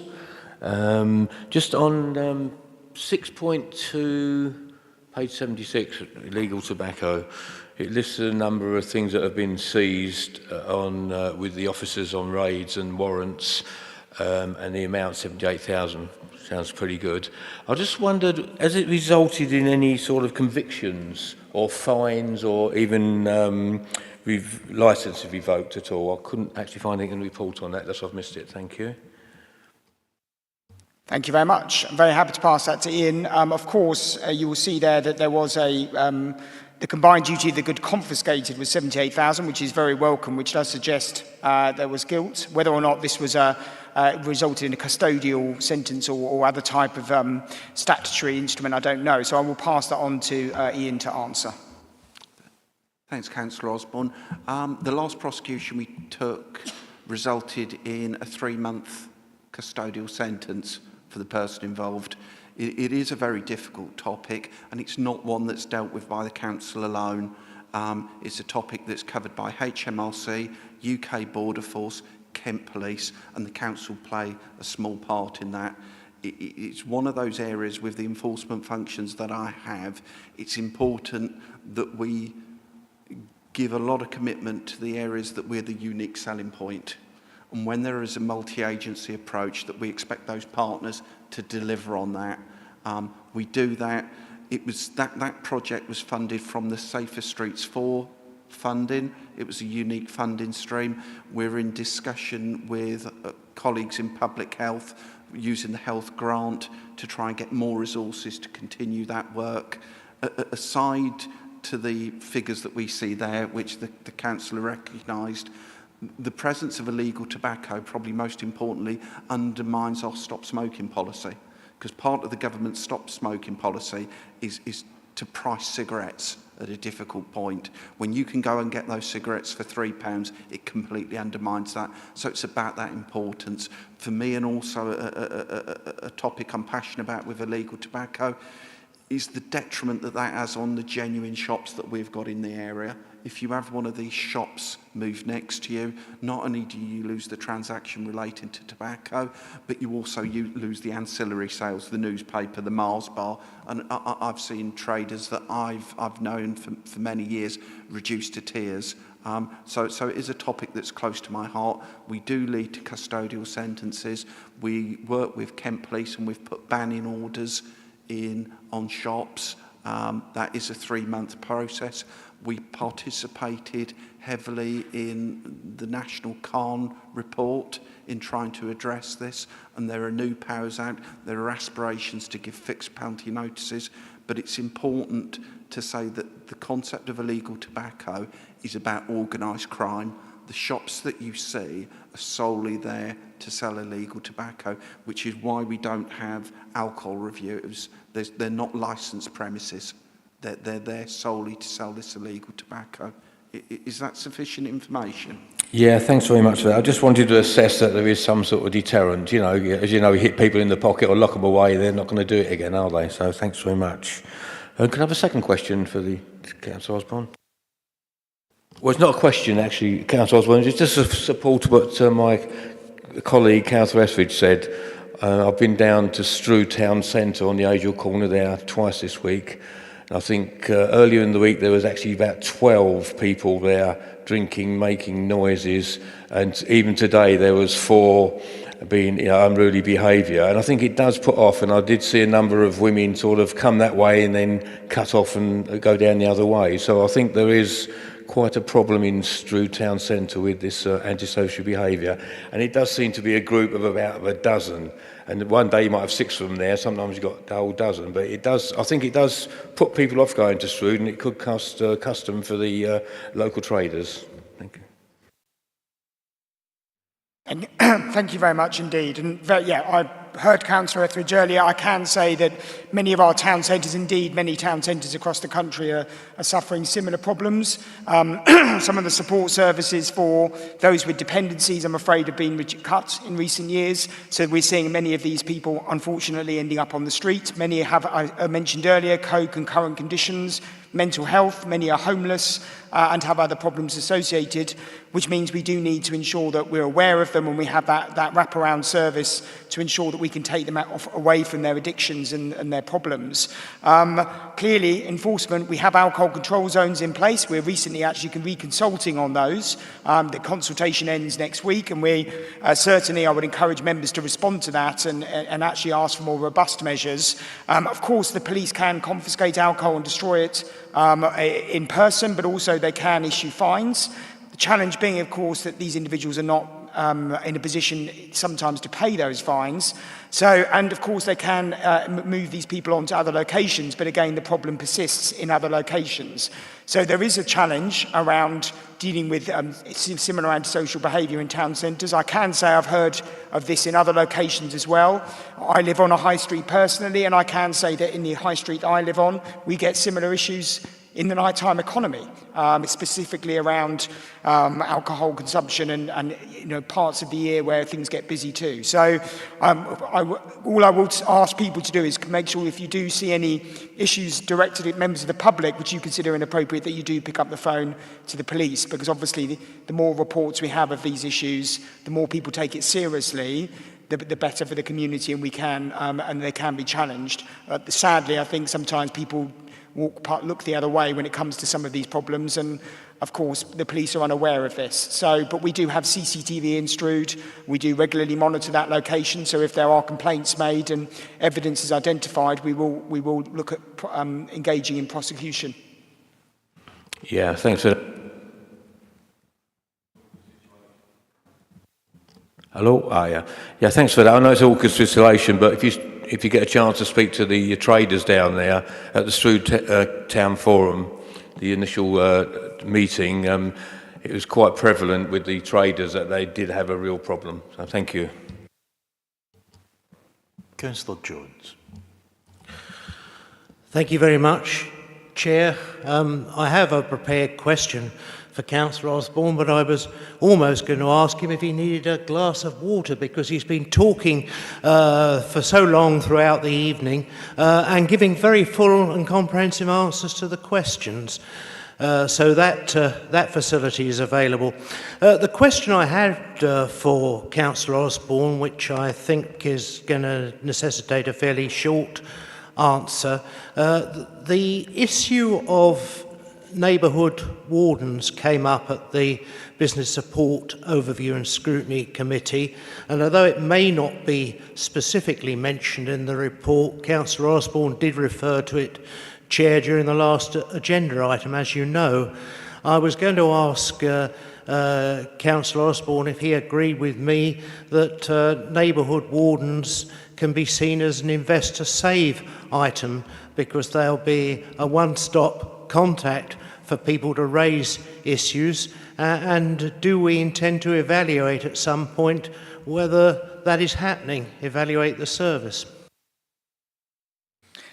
Thank you very much, and thank you very much for the water as well. So that's very helpful. And you're right, it was a very long night.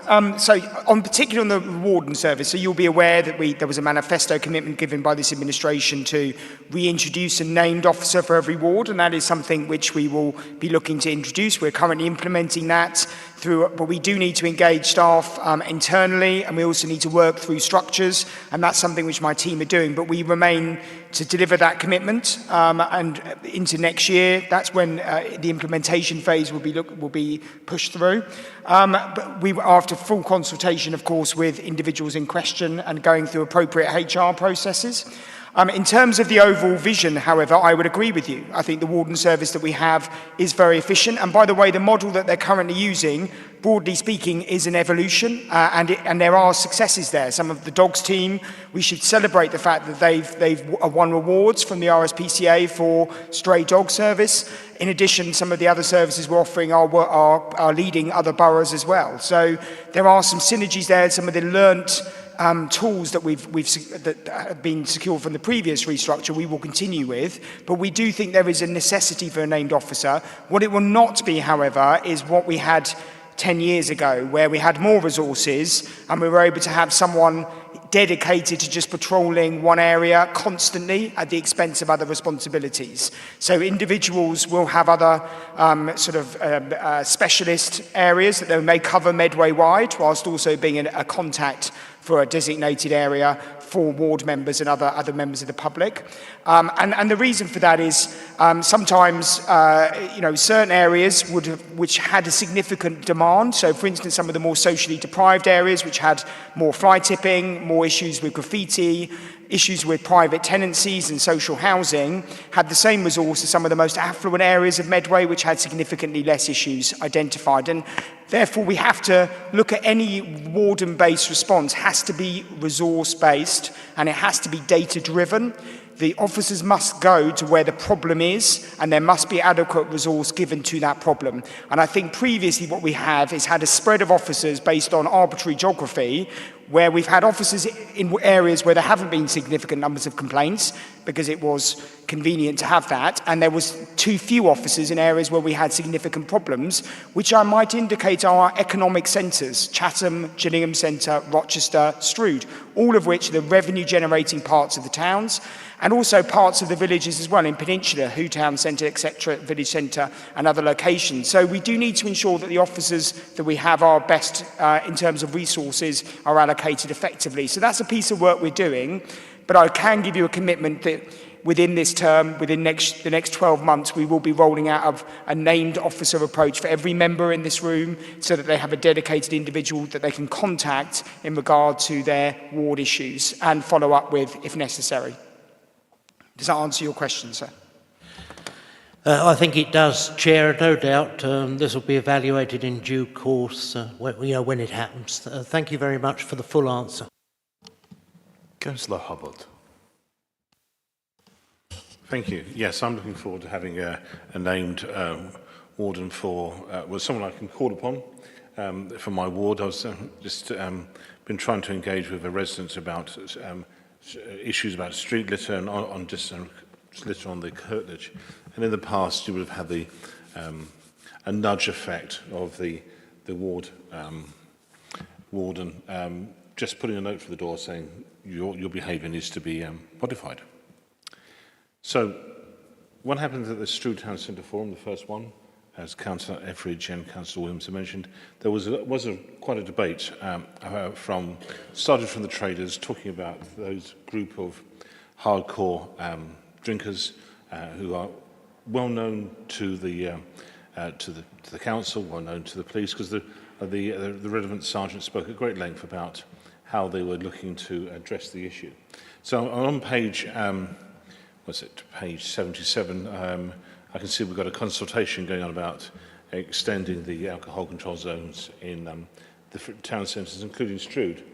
And that consultation ends this weekend.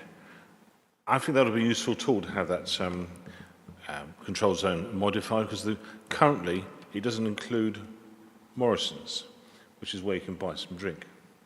And so you can go a short distance out of the control zone and actually get your alcohol and be drinking outside the area. So I know that's one of the issues that the local police force would welcome if it's addressed properly. But yes, it is a real issue, and that was the big discussion item at the relaunch of the Town Centre Forum after 8 years. Thank you very much, Councillor Hubbard. And I'm hearing this loud and clear, I think, and I certainly think others in the room will be hearing this too, that alcohol in our high streets, alcohol consumption, and some of the persistent behaviours around that are increasingly a community concern and also a concern for business.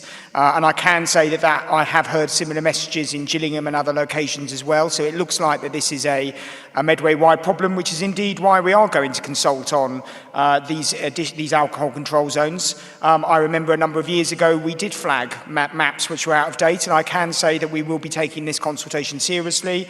Members will be able to look at maps and look at the boundaries of those to see if they should be extended into other surrounding locations based on changes to demographics, but also any commercial premises that might have opened, and any anecdotal information from residents, and also crime statistics that might be reported from those locations as well. So it's an iterative process, we will be listening.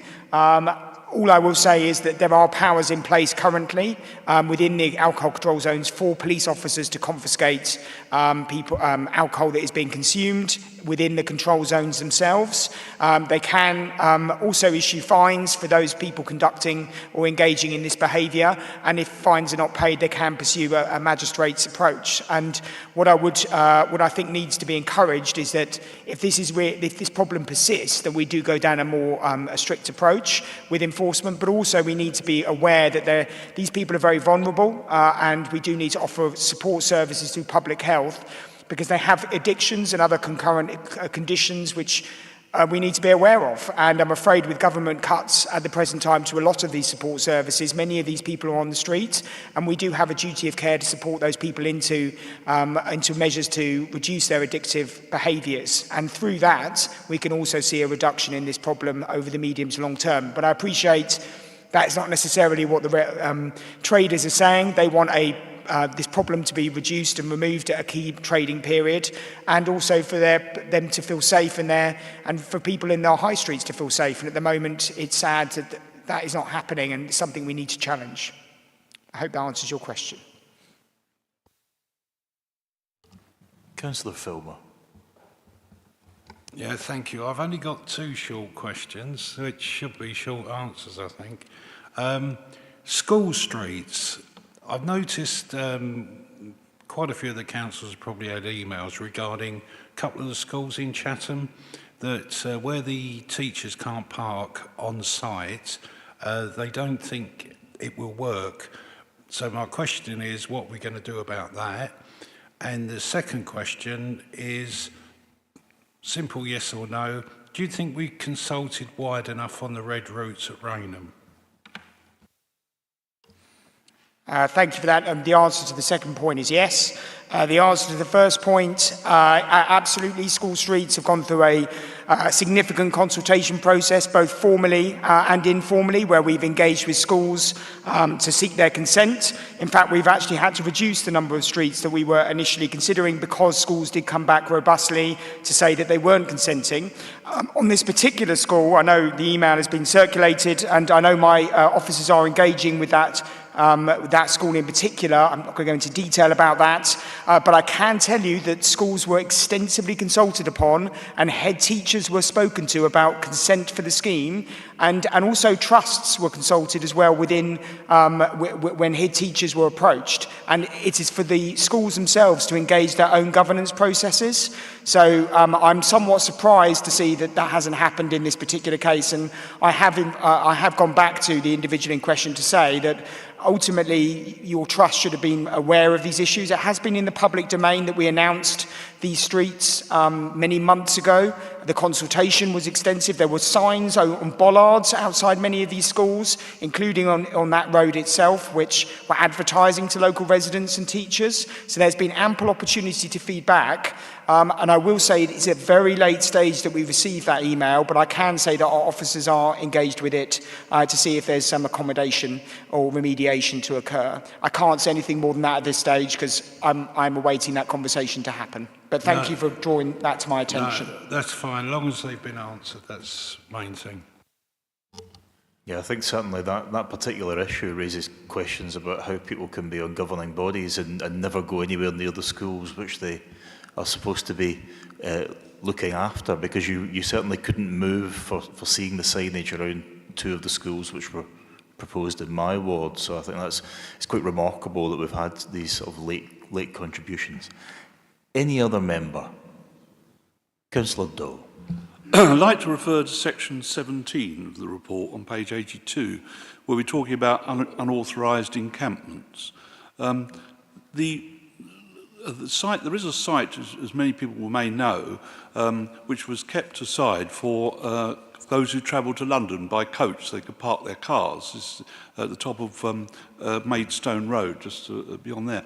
And suddenly, or some months ago, we saw the influx of, whereas before we'd had these large bollards that were put in, stone preventing things, they were all moved, and a large number of gypsies were there, or travellers, sorry, not gypsies, travellers, and no one was informed.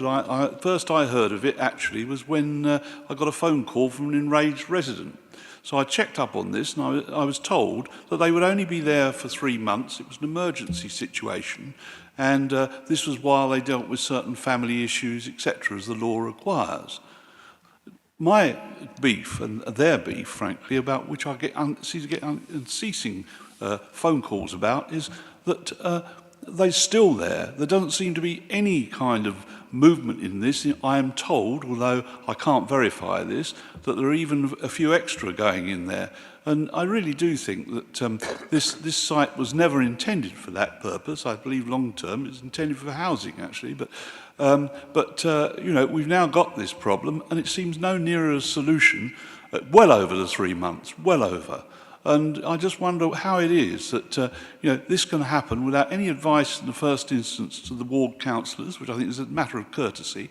And then I think, how long is it going to be dragging on before we actually get this situation resolved? Because it's frankly very poor at the moment.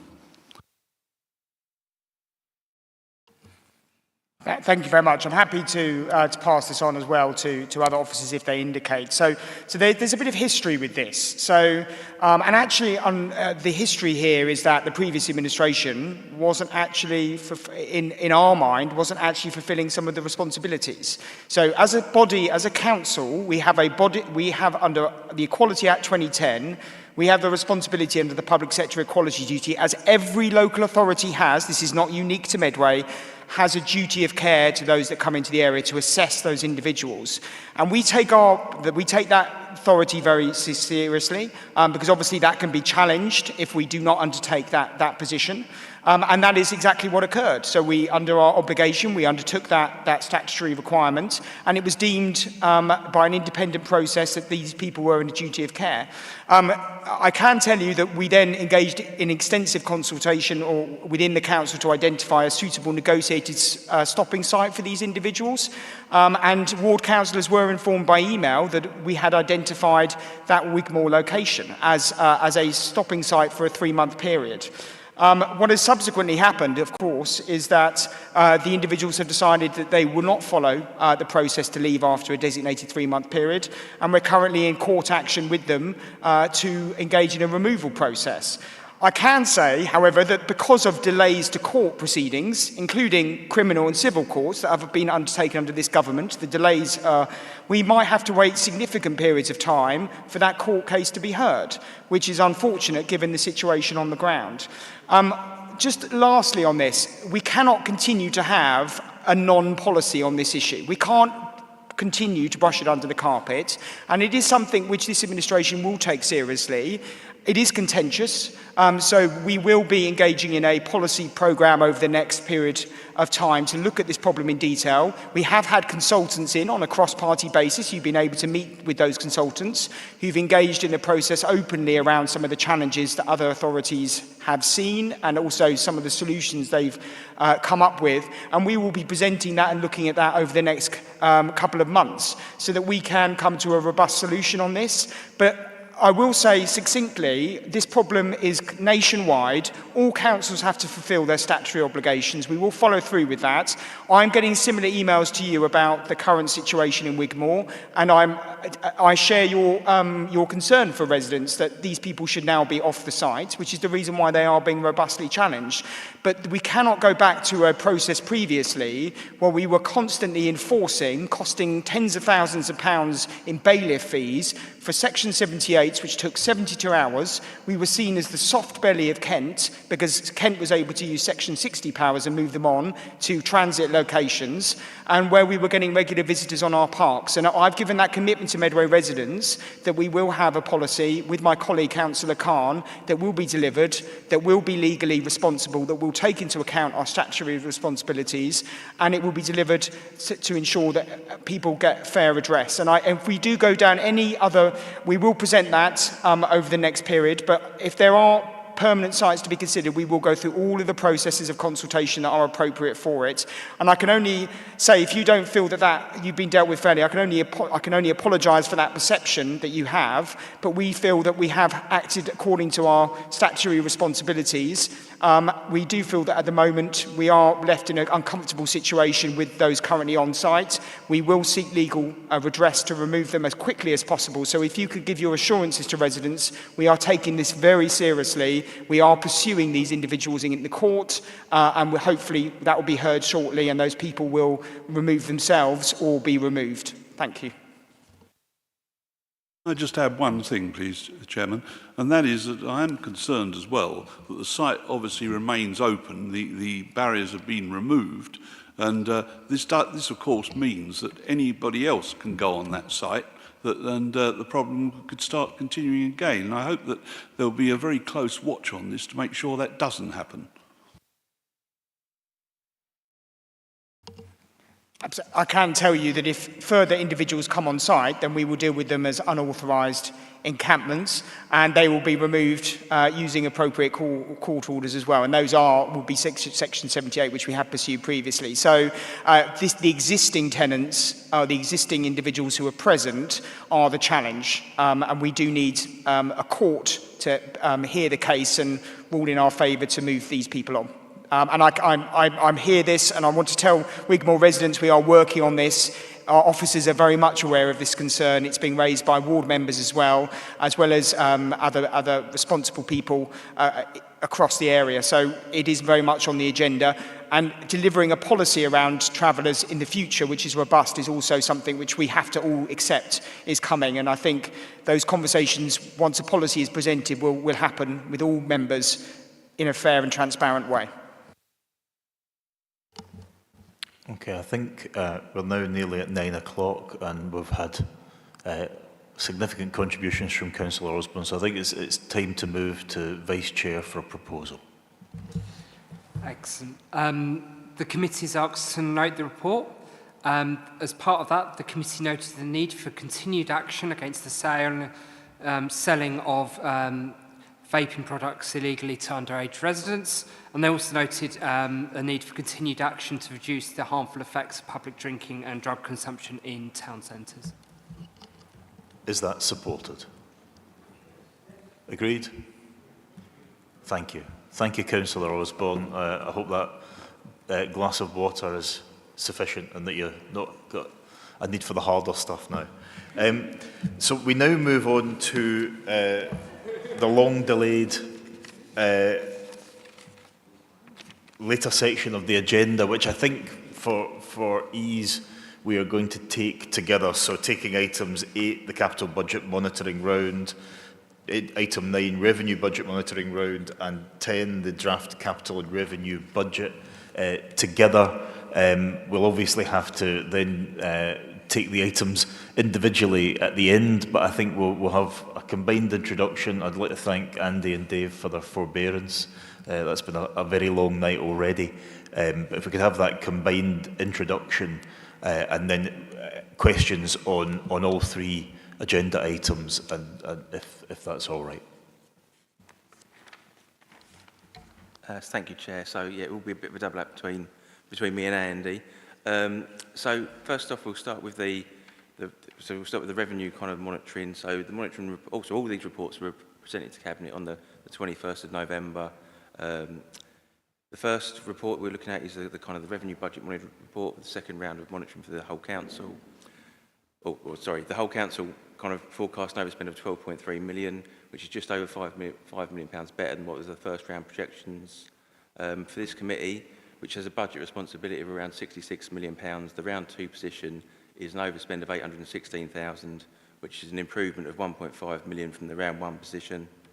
Obviously, officers and portfolio holders are working hard to further reduce that forecast's overspend and increase income in the final months of the year to bring that overspend down to a balanced budget. So on to the capital monitoring now. The first thing to say is an error on page 99, the table at the top of the page relating to frontline services highways. Total scheme variance, which is the figure on the very right-hand side, reads 0, but it should read 60, as in 60,000, or a negative 60,000, or an underspend.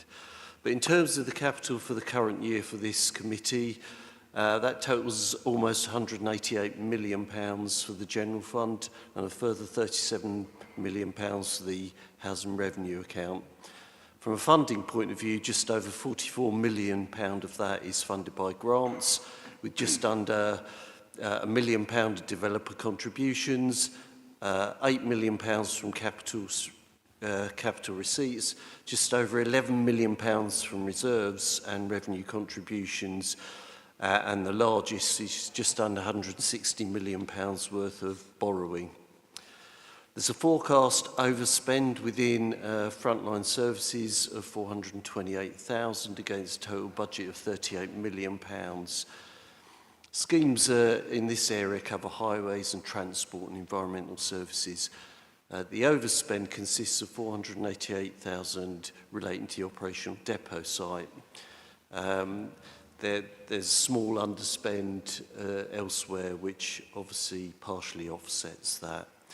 And it should be noted that there are requests to remove several schemes that have projected underspends from the capital programme. That's all laid out in the recommendations. Okay, and then the final report is the draft budget. So the draft budget reflects the introduction of a new approach to balancing the council's budget, whereby each directorate will operate within an agreed budget allocation for 24-25. The allocations set out in the report reflect the assumptions that savings and revised assumptions or additional income will be identified that are equal to the potential budget gap identified, but currently stands at £35.8 million. Since we did produce the report, the Chancellor has made his autumn statement, and the Department for Levelling Up Homes and Communities has published a statement on local government funding. There is nothing in either of those that will directly impact the projections in the draft budget, and we expect the provisional settlement, which is due next week before government kind of rises, and we'll take in a report to Cabinet in January that will summarise the impact on the Council's budget for next year. The corporate management team and the Cabinet portfolio holders are now working to formulate kind of savings proposals to address the proposed gap, and we'll discuss options with the leader and Cabinet members through the normal budget setting processes. That's it.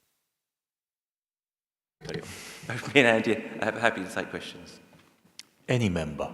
Councillor Filmer. Yeah, thank you, Chair. On this side, we're quite happy to note these reports. I mean, as you said, from round 1 to round 2, you found 1.5. It's round 3 and 4 that gets interesting. So when we get to that stage, that's when we'll be more on board with where you are. So we're quite happy to note this. Councillor Hubbard. I'm just glad to see on page 109 details of the getting rid of the former council leaders' slush fund, which, as we all know, was called the Members' Priority Fund, which surprisingly was always spent in Conservative members' wards. Except for the time they spent it in my ward, then there were 2 Tories with me at the time.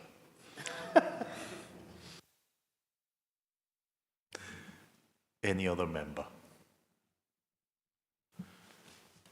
Okay, so on item 8, do you have a proposal, Vice Chair? You're going to be hearing a lot from me in the next few minutes. So on 8, the proposal is, it is recommended that the committee notes the results of the second round of the capital budget monitoring for 2023-24. It is recommended that the committee notes the changes made to the capital programme as set out in 9.1 to 11.2 to this report. The committee notes that the Cabinet on 21st November this year requested to recommend to Council the removal of the following budgets related to schemes that are either complete or no longer funded. They are motorway signage, £60,000, funded from capital receipts. World Heritage Site and GLHP, £31,000, funded from capital grants. Civic Centre decant, £24,000, funded from reserves. Mountbatten House purchase, £92,000, funded from borrowing. MDC Queen Street, £20,000, funded from borrowing. And MP St Mary's Amateur Boxing Club, £40,000, funded from capital receipts. Excellent. Is that supported? Agreed? Thank you. Vice Chair, do you have a proposal for item 9? I do. The committee notes the results of the second round of revenue budget monitoring for 2023-24. The committee notes that the Cabinet instructed the corporate management team to implement urgent actions to bring expenditure back within the budget agreed by full council. Is that supported? Agreed? Councillor Field, before you carry on, do you need a glass of water or do you have a proposal for item? I've got a flask and I'm going to need it here. Item 10. This is the good one. The committee has recommended to note that Cabinet has instructed officers to continue to work with portfolio holders in formulating robust proposals to balance the budget for 24-25. The committee is asked to comment on the proposals outlined in the draft capital and revenue budgets insofar as they relate to the services within the remit of this committee and feed this back to the Business Support and Digital Overview and Scrutiny Committee in January. The committee is asked to note that Cabinet agreed to recommend to full council in February 2024, when setting the council tax, the following changes are applied to the council tax premia in line with the rating Property in Common Occupation and Council Tax Empty Dwellings Act 2018 as set out in paragraph 8.18 of this report. Firstly, the 100% premium for long-term empty properties may be brought forward so that it can commence after being empty for 1 year rather than 2 years with effect from 1st of April 2024.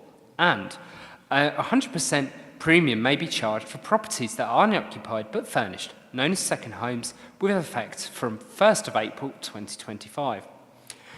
The committee is asked to note that the Cabinet agreed to recommend to full council that in February 2024, when setting the council tax, the following changes are applied to the council tax discretionary discounts as set out in paragraph 8.8 of this report.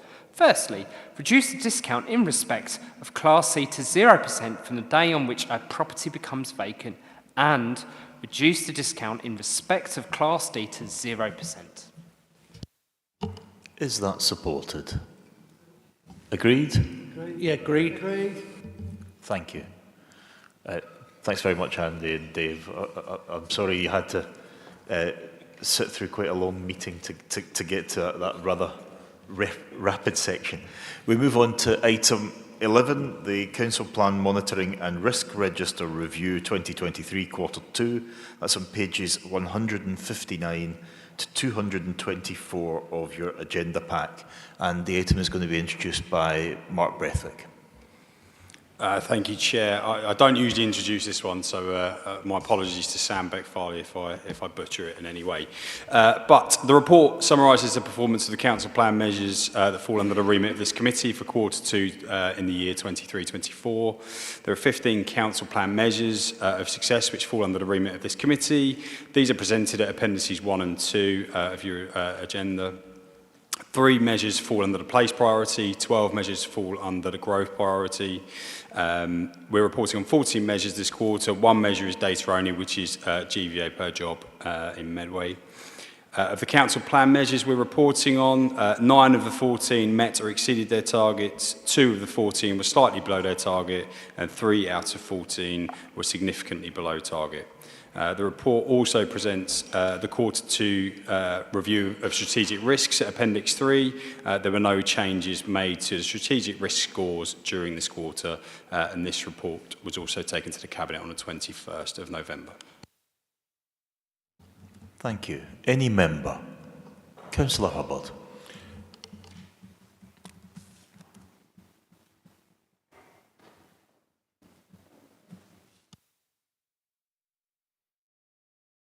Problems with digital. Yeah.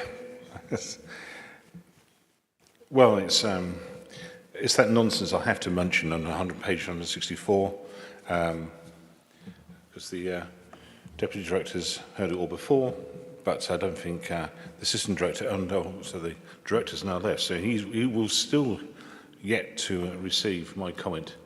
That is the nonsense of saying that we have a green status for improved street environmental cleanliness, litter. You know, I bring it up. Earlier on, before the meeting started, I was chatting to Ian over there about an issue that I brought to his attention at the beginning of, not last year, beginning of last year. Certain roads in my ward are heavily littered because they're terraced and they have street parking. I know we're looking to increase the frequency, but as I mentioned at the last meeting, I thought I had the worst road in my ward until my ward is expanded to include the wards that weren't in my ward down by Tesco's, which actually beat the very worst road in my old ward. So yeah, we'll have a long way to go, but somehow we've got to redo this. You can't be green, but I know it's not green. No need to comment, please. Councillor Filmer. Yeah, thank you, Chairman. There is only one item that sticks out that we're a little bit concerned about, that Councillor Doe's going to speak about, but apart from the rest, we're quite happy to note. I wanted just to draw attention really to the, on page 194, where we're talking about prevention of homelessness. And so I'm very concerned about the growth in the number of households now in temporary accommodation. And whilst it notes that, it doesn't actually say, and maybe it isn't the question, what really is going to be done to tackle it, because quite seriously, you're going to have a major budget problem. It's your budget, but we're going to have a major budget problem with this if you just allow it to spiral. And it's something which I know I had to spend a lot of time on, and I'm just very concerned that it does seem to be getting, because of course, getting very serious, because of course you will realise that those in temporary accommodation are funded by the general rates, whereas others, you know, in permanent accommodation, of course, are the responsibility of the housing revenue account. Mark, can you perhaps offer some explanation? Absolutely. I mean, I completely agree. This is a significant challenge for us in terms of how we, one, prevent more people from going into temporary accommodation. Secondly, how we move people on from temporary accommodation into permanent accommodation. And thirdly, particularly around the way that we provide temporary accommodation, one of our significant challenges is we have a heavy reliance on the private sector. to meet that demand, and that's something that we need to change. Council agreed a pilot of capital borrowing last year that allowed us to start purchasing units from the private market to provide a temporary accommodation. That's a very good thing for us to do, just in terms of cost. It fixes our costs. It also means we own an asset. It also means we can generate more revenue, because the subsidy from central government works slightly differently for that type of accommodation. We'll be bringing forward a number of proposals to seek to address the challenge that we have with temporary accommodation. It is something that is national. We're still benchmarking relatively well with our comparators, but we are starting to look slightly worse than we have done in previous years. A lot of that is just driven by demand. We've seen around 100% increase in those approaching the council as homeless since the last sort of normal pre-pandemic year, and that is of course driven by things like the cost of living, but also challenges in the private sector and lots of private landlords who are selling up, and there's not the same level of accommodation that people can access. That may change in terms of some of the changes that will be to local housing allowance, but it is still going to be a significant challenge for us, and one that we need to present firm proposals for and make sure that they're monitored and delivered throughout the next year and years after. Thank you very much. Councillor Peake. No, just as that's been said, a question came to my mind. I work for a housing company. I'm signed up to, it's like the equivalent of a trade magazine called Inside Housing, and I read a report that there's been a significant number in the increase of families who no longer can pay their rent or their mortgage, so they have to leave their property, and it could be a family home for 25, 30 years sometimes, and now they have a family and we still have a duty, so we then having to pay the cost of putting them into temporary accommodation. I mean, it's such a shower of situation we have these days. Do we have any stats though to tell us how many of the increase in number could be relevant to that, please?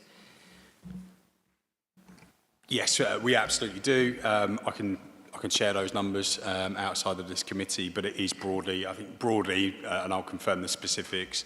In terms of people that approach the council for support, not all of those will go on to trigger a legal duty, but it's a good benchmark as to how many people are concerned about their housing circumstances. In 2019-20, it was about 2,500 was about a normal year for us in terms of people that are approaching for support.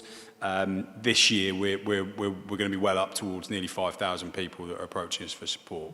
As I said, not all of those will go on to trigger a legal duty. But that is people that are coming to us because they're concerned that they're going to lose their accommodation, can't afford their accommodation, or can no longer stay with mum and dad or friends or family, need to find something else.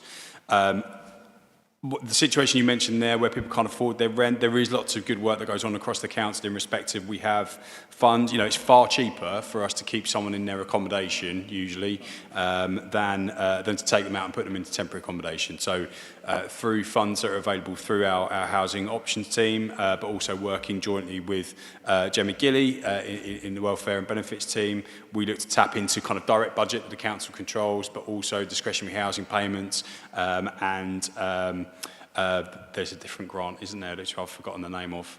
Household Support Fund, sorry, is the other one, to put together a package of measures that keeps people in their accommodation, because that's a better outcome for the council. It's also a better outcome for those families and children that can stay in their home rather than having to move on from it. No, I'm glad to hear that, but these days it isn't just about people in the so-called social sector. We're talking about people who worked all their lives or in the private sector or in this situation. Things have changed, and the way things are now is just, well... So, just wanted to put that there, thank you. Any other member? Councillor Hamilton. Yeah, just on page 189, the outcome residents with jobs and skills, I note that only one of the 4 measures have a green status. I'm just wondering what your thoughts are around the number of jobs created and safeguarded. It appears to be deteriorating both short and long term. And more concerning is actually the retention rate, which is now status red. And again, short-term trend and long-term trend are both deteriorating. Could you speak a little bit more to that? And perhaps that's also a strong indication, along with the increased needs in terms of homelessness across Medway, of the failing national policies of the current UK government.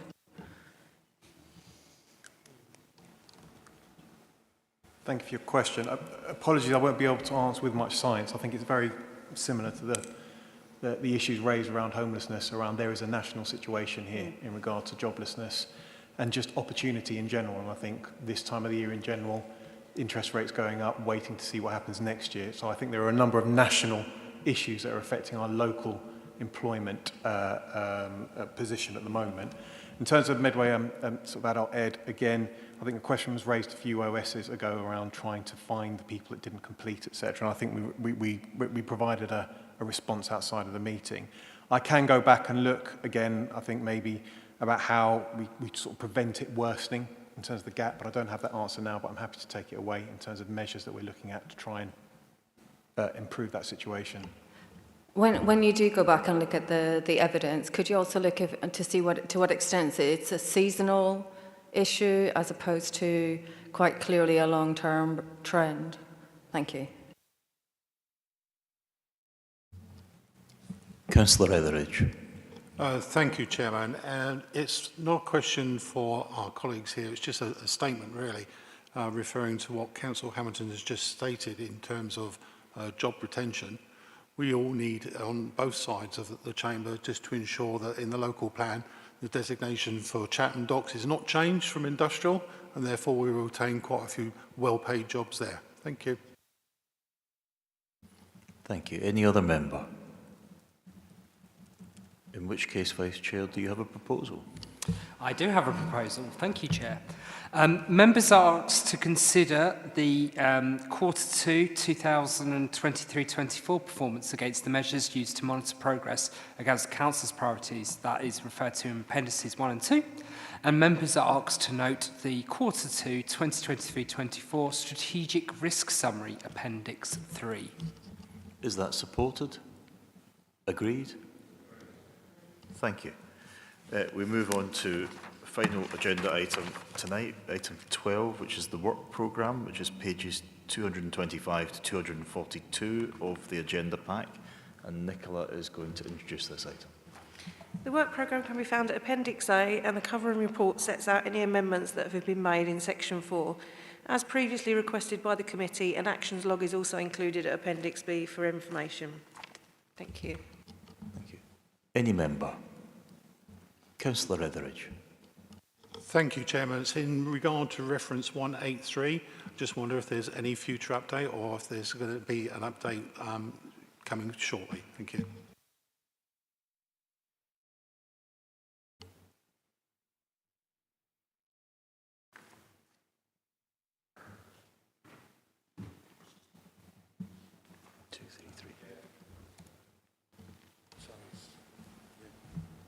Apologies, I was scrabbling around to try and find the reference. So we've had some very good progress where we're sort of essentially battling off any claim for that £1.8 million, but there is a decision in January. So the update is that we feel quite positive about it. We've had a number of board meetings with the LEP where we've explained the situation and that the money's not abortive, etc., in terms of the work that there's been and the money that the work was spent on.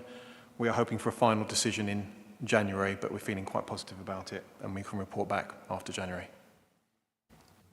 Thank you. Any other member? Vice Chair. Thank you, Chair. The committee is asked to note the report and agree the work programme as set out at Appendix A to the report. The committee is asked to note the action log as set out at Appendix B to the report. Is that supported? Agreed? Thank you. So that brings us to the end of tonight's business, and just take this opportunity to wish you all a very Merry Christmas and a Happy New Year when it comes. And also I think it's appropriate to record our thanks to all of the council officers who will not be able to be with their loved ones over Christmas because they are working and keeping the services moving, which we all rely on. So I'd like us all to offer our thanks to them, and hopefully that can be passed on through officers tonight. Thank you very much and good night.